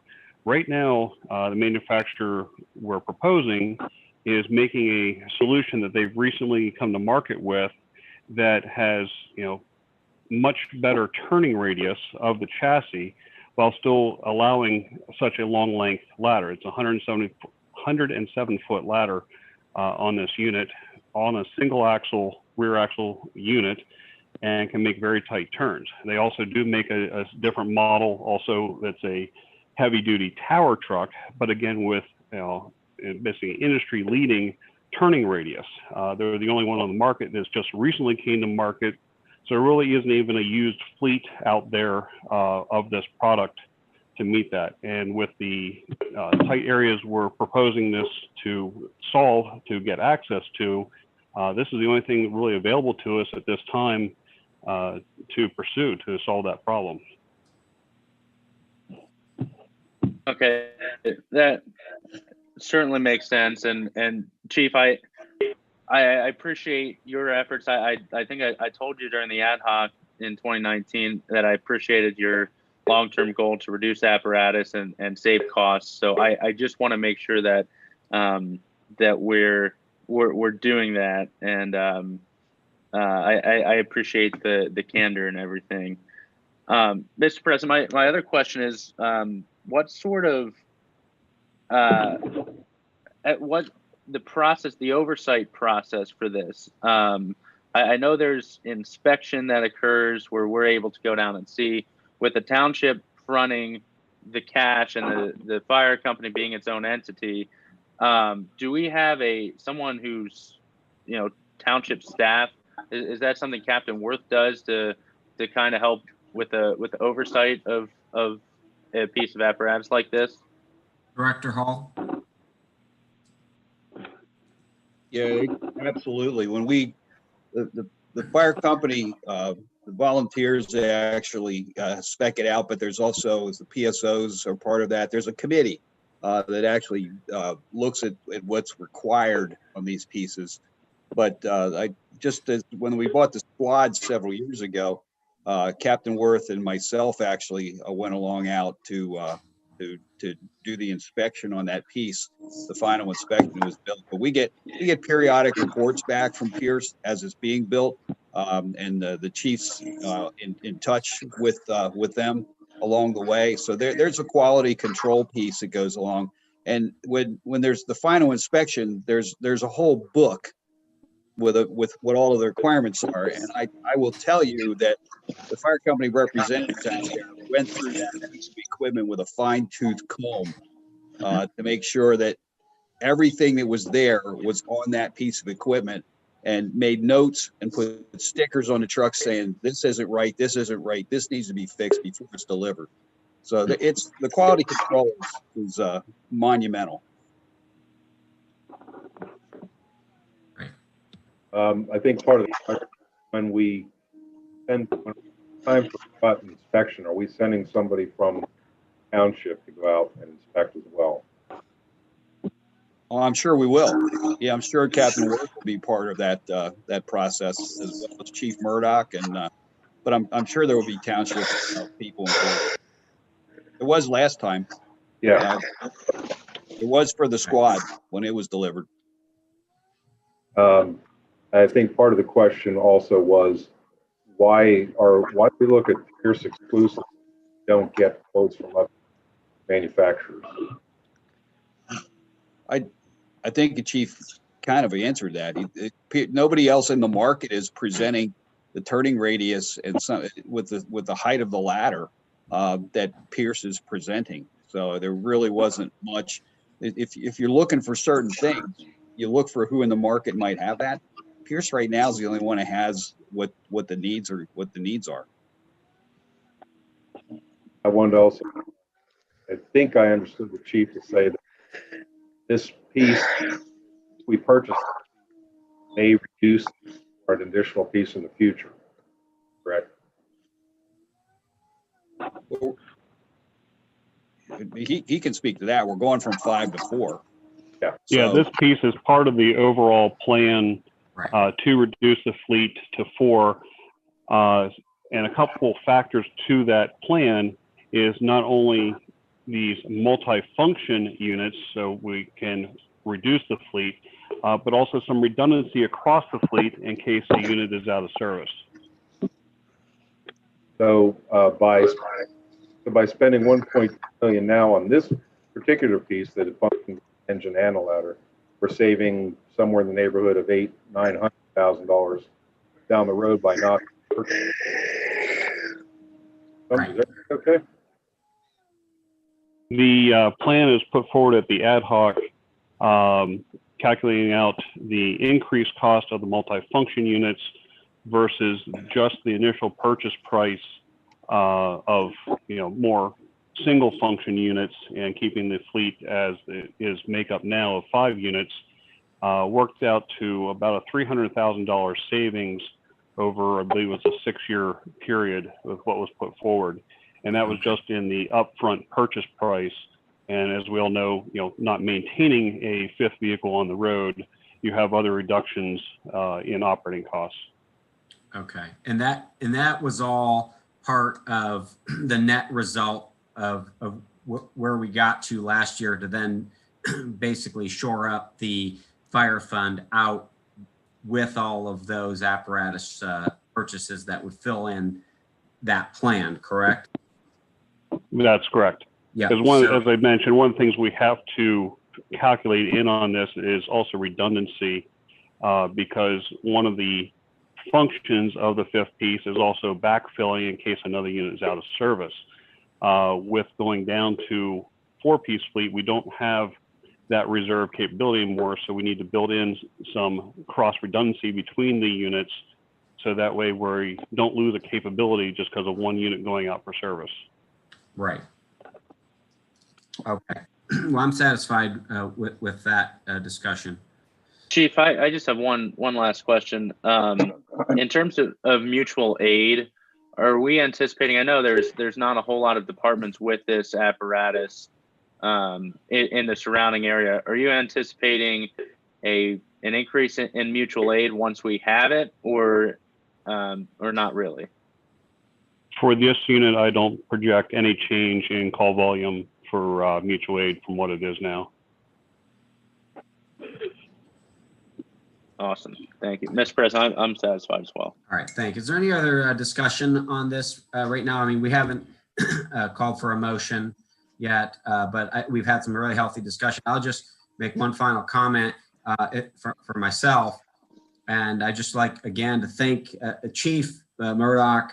You've put a lot into this. You put a lot into the plan that got us to a point last year that we can stabilize the fire fund and at least give some stability to the residents, and knowing that there's some.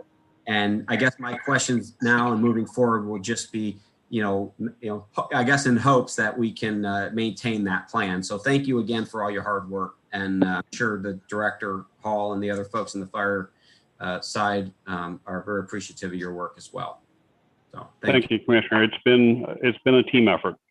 Yep, terrific. So, commissioners, if there's no further discussion on this tonight, I guess we would be seeking to take action on this purchase tonight. The advantages being saving on an apparatus that we were going to buy into the future anyway, and by buying it now, it appears being presented with an opportunity to save money 2 different ways. One is on the actual purchase side of it early, and the other is making the payments early. So if anybody is so inclined to make a motion, I'll accept the motion this evening on this purchase. I'll make that motion. I have a motion from Commissioner Holtzman on the floor. Second. And I have a second from Commissioner Black. Shin. Oh, excuse Shin. me. Shin. I have a second from Commissioner Shin on the question of the purchase of the 2021 Pierce Enforcer. Is there any other discussion or comments? I'll call for the question. All those in favor, please say aye. Aye. Aye. Aye. Are there any opposed? Hearing none, the motion carries 5-0, and we will move on. Mr. Manager. Thank you. The next item I have is a draft resolution that would recommend a cost limit increase, approval limit increase for directors. Last time this was done, I believe, was Rick, help me out here. It's been a number of years back when we set the dollar amount at $2,500. These days, $2,500 doesn't buy a whole lot, so we were looking to possibly get the approval limit for directors, and really, it's up specifically for directors. It's the spending limit for me to like to which I deem directors and approve expenditures to $5,000. So we would increase their expenditure limit from $2,500 to $5,000. These would be budgeted items anyway, right, Tom? Yes, that's correct. Okay, so the board has approved it. And also, it's my understanding that the spending limit increase or the approval limit, what that is just eliminating a little red tape for them to get your approval, right, Tom, even though they're budgeted items. Yes, that's correct. Okay, so, yep. I make a motion that we increase director expenditure approval limits to $5,000. Yeah, okay, we have to do it by resolution, and I don't have the resolution ready today. I mean, I do have. Okay. So this will come up at perhaps the next meeting thereafter, right, Mr. Manager? That's correct. It would be Okay. on. Is there any other discussion on this? And is there anybody opposed to doing this so we can put the manager on putting together a resolution to make this change? Okay, so hearing none, Mr. Manager, I would just go ahead and put together a resolution with these changes into the next meeting or thereafter. Okay, yeah, the resolution's ready to go. It just needs a number. Okay. That is. I withdraw my motion.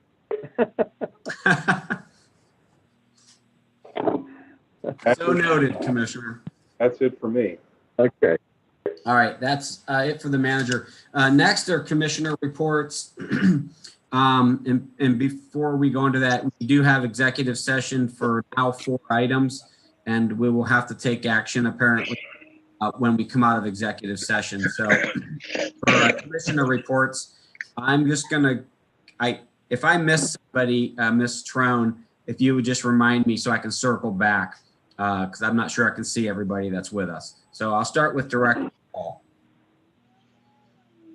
Nothing really for tonight. We're still fighting the COVID battle. I know, appreciate the board's decision to move this into a virtual environment. EMS is still seeing a lot of COVID patients, but we're everybody's doing the best they can in order to stay safe and protect themselves. The big issue that we're seeing is not employees coming in contact with employees, but a lot of it is family members and our employees having exposure to their family members. So we've done a number of quarantines, but we're not out of the woods yet. And so thank the board for their understanding and their help in assisting us work through this process. Is that it, Director? That's it. Thank you. Thank you. Ms. Trone? I don't have anything more for tonight. Okay. Director Flint? I have nothing more. Thank you. Captain Crone? Appreciate the board's actions tonight as far as our staffing and our the evolution of our command structure goes. We're really going to go through quite a bit of change here in the coming months, and that's kind of going to set it for the next several years. So everything that's happening right now is very important. We appreciate your consent as we went through it all. Thank you, Captain. Chief Murdoch? Just like to thank the board for the action tonight to assist us with increasing or enhancing our capabilities to serve the community and the new challenges the community is presenting to us. Thank you, Mr. Murdoch. Director Grove? Nothing else for tonight. Thanks. Thank you. Mr. Manager, Tom? Yeah, I hate to bring this up, but the other managers have started it. So the question has already come up on what night trick or treat is going to be. Believe it or not. Hamden Township deal on this one pretty early. They're looking at 31st is Sunday. They want 31st at 8. All the other managers sort of weighed in and said, no, we're probably going to do it Thursday, the last Thursday of the month. So I didn't want to speak on behalf of the board, but I figured as long as it, might as well bring it up and see if there's any desire to move it from the last Thursday of October. For what it's worth, I'm indifferent. Yeah, they put entirely too much importance on this. But, Cancel it. cancel it. So yeah. I'm with the president. I would suggest I'm make with the president. last Thursday of the month, and then with the Saturday as the main date. That worked well this year. Yeah. Okay, I won't bother you with this further. Okay. Is that it for tonight until later? Yes. Okay. Solicitor Minor? No, thank you. I can't top the Halloween discussion.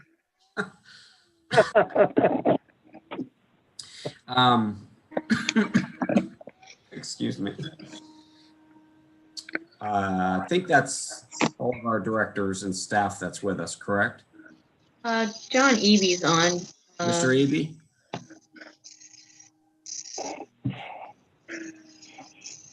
We'll circle back if he needs it. Maybe not. Okay, I'm unmuted.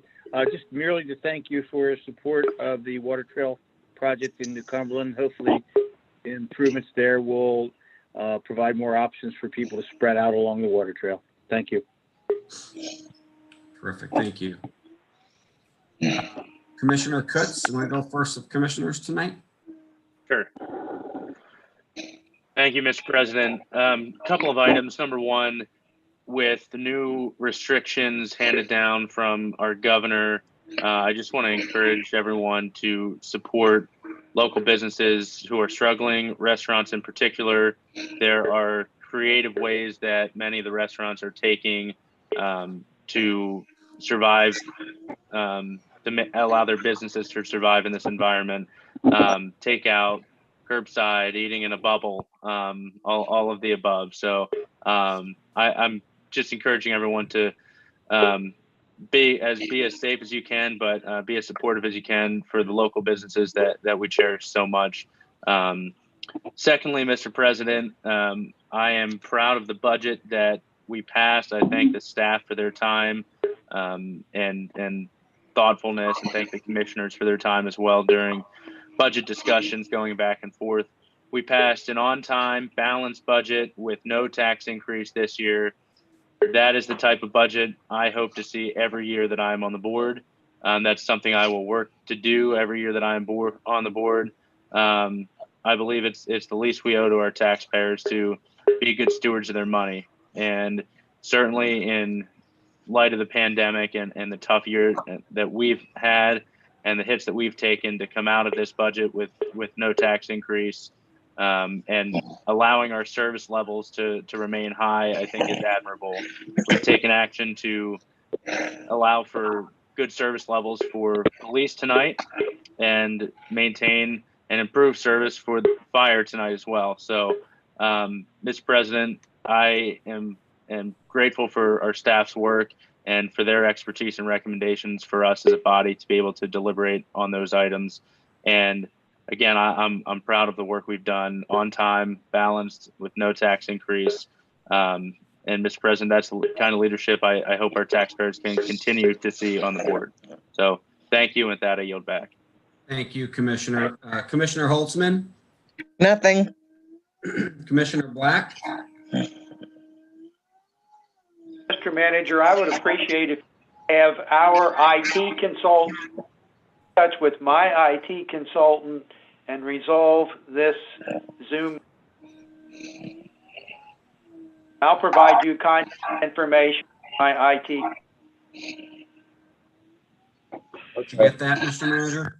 I did. I'm writing it down. The problem is when Ed tried to get in, it told you what, Ed, you're not certified. What's that? What did the screen tell you when you tried to log in? Or maybe we can just talk. I'm not a qualified participant. Yeah. Tom, I had a similar issue. Right. Yep. We'll look into it.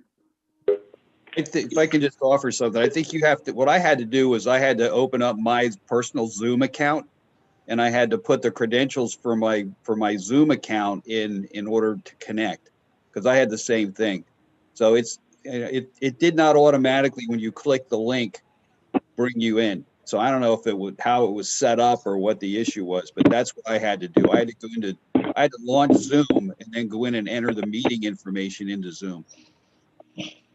Hey, I never had a personal Zoom account, and I've been doing Zoom since they became popular, and I've never had a problem with ours before tonight. So I don't know. After the weather, I may just wander in, Tom, and talk a little bit about it. We'll take a look at the way that it's set up. We try to have a lot of security on who can come in and out. That's why we have the pre-registration.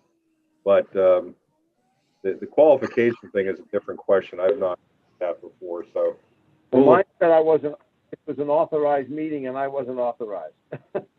So, okay. Always have a phone. Thank God, always have a phone.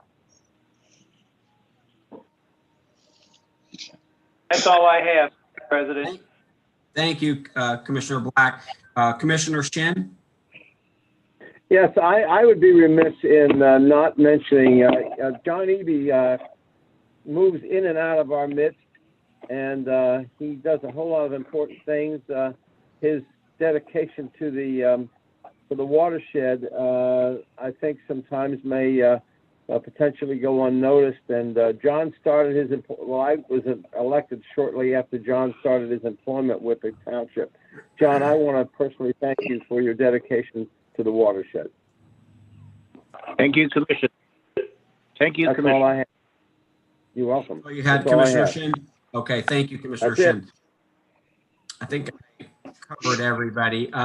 For me, folks, about the budget, I'm thrilled that we were able to get this budget passed and done with before the last meeting of the year. It's been on the table for over 20 days, like it should be. I am very proud of everybody that's been involved with this budget, fellow commissioners, our staff, and appreciate the cooperation that everybody has put forth to pass a budget on time, actually before the end of the year, with no tax increase and pretty balanced out. And I'm really confident that our numbers are going to look good for 2021. I do want to say that, I guess it was a little bit of a risk when we put into place the new budget measures that would help our process and help our staff work a budget more efficiently. There's always that possibility that some things will get overlooked. and that the board will have less say in a budget. And just the opposite this year, I thought that that process worked well to get a better budget and details to us quicker for discussion. And that I appreciate the staff and everybody that was involved with this budget for the open discussions where we knew we were going to have some hot spots, so to speak, with regard to how we feel we want to spend the taxpayers' money.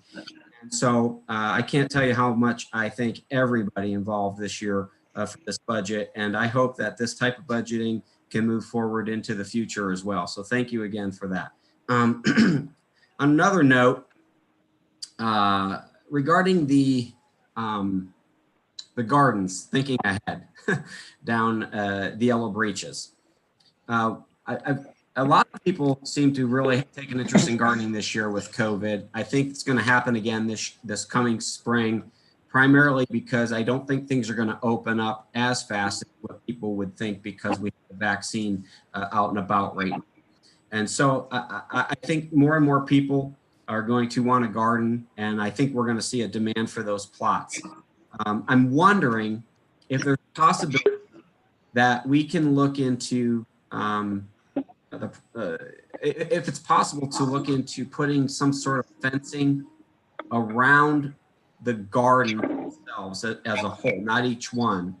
And I don't know how cost prohibitive it could be, but the only comments I've had from folks down there is that for some reason, the deer population and the other animals, maybe some rodents, are destroying the gardens this year more than ever. I don't know if it's just an increase in the deer population or some of the animals have been pushed, into that area for whatever reason.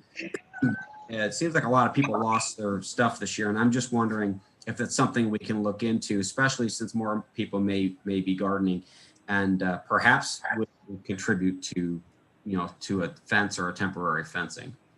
So if, and my thought was perhaps, and I would even volunteer to spearhead this, is maybe have a conversation sometime in February or March with some of those folks that have been users of the community garden down there on a regular basis. And they can maybe give some more personal input on that. So I don't know if you have anything to add to that, Tom. And I certainly don't know what it would cost. But I know that having the garden down there, it was difficult for some people this year. They lost a lot of their garden to animals. So, other than that, we have the 4 executive session items that will be coming out for. So no one else has anything more. I'm going to recess our meeting to executive session. Okay, so let me explain our participants what's going to happen now. So, you are welcome to leave the meeting if you like, but I'm going to take everybody, commissioners, back in the waiting room. Like I said, you can wait. We'll bring you back. Meetings reconvened, or you can log off if you choice. We'll also pause.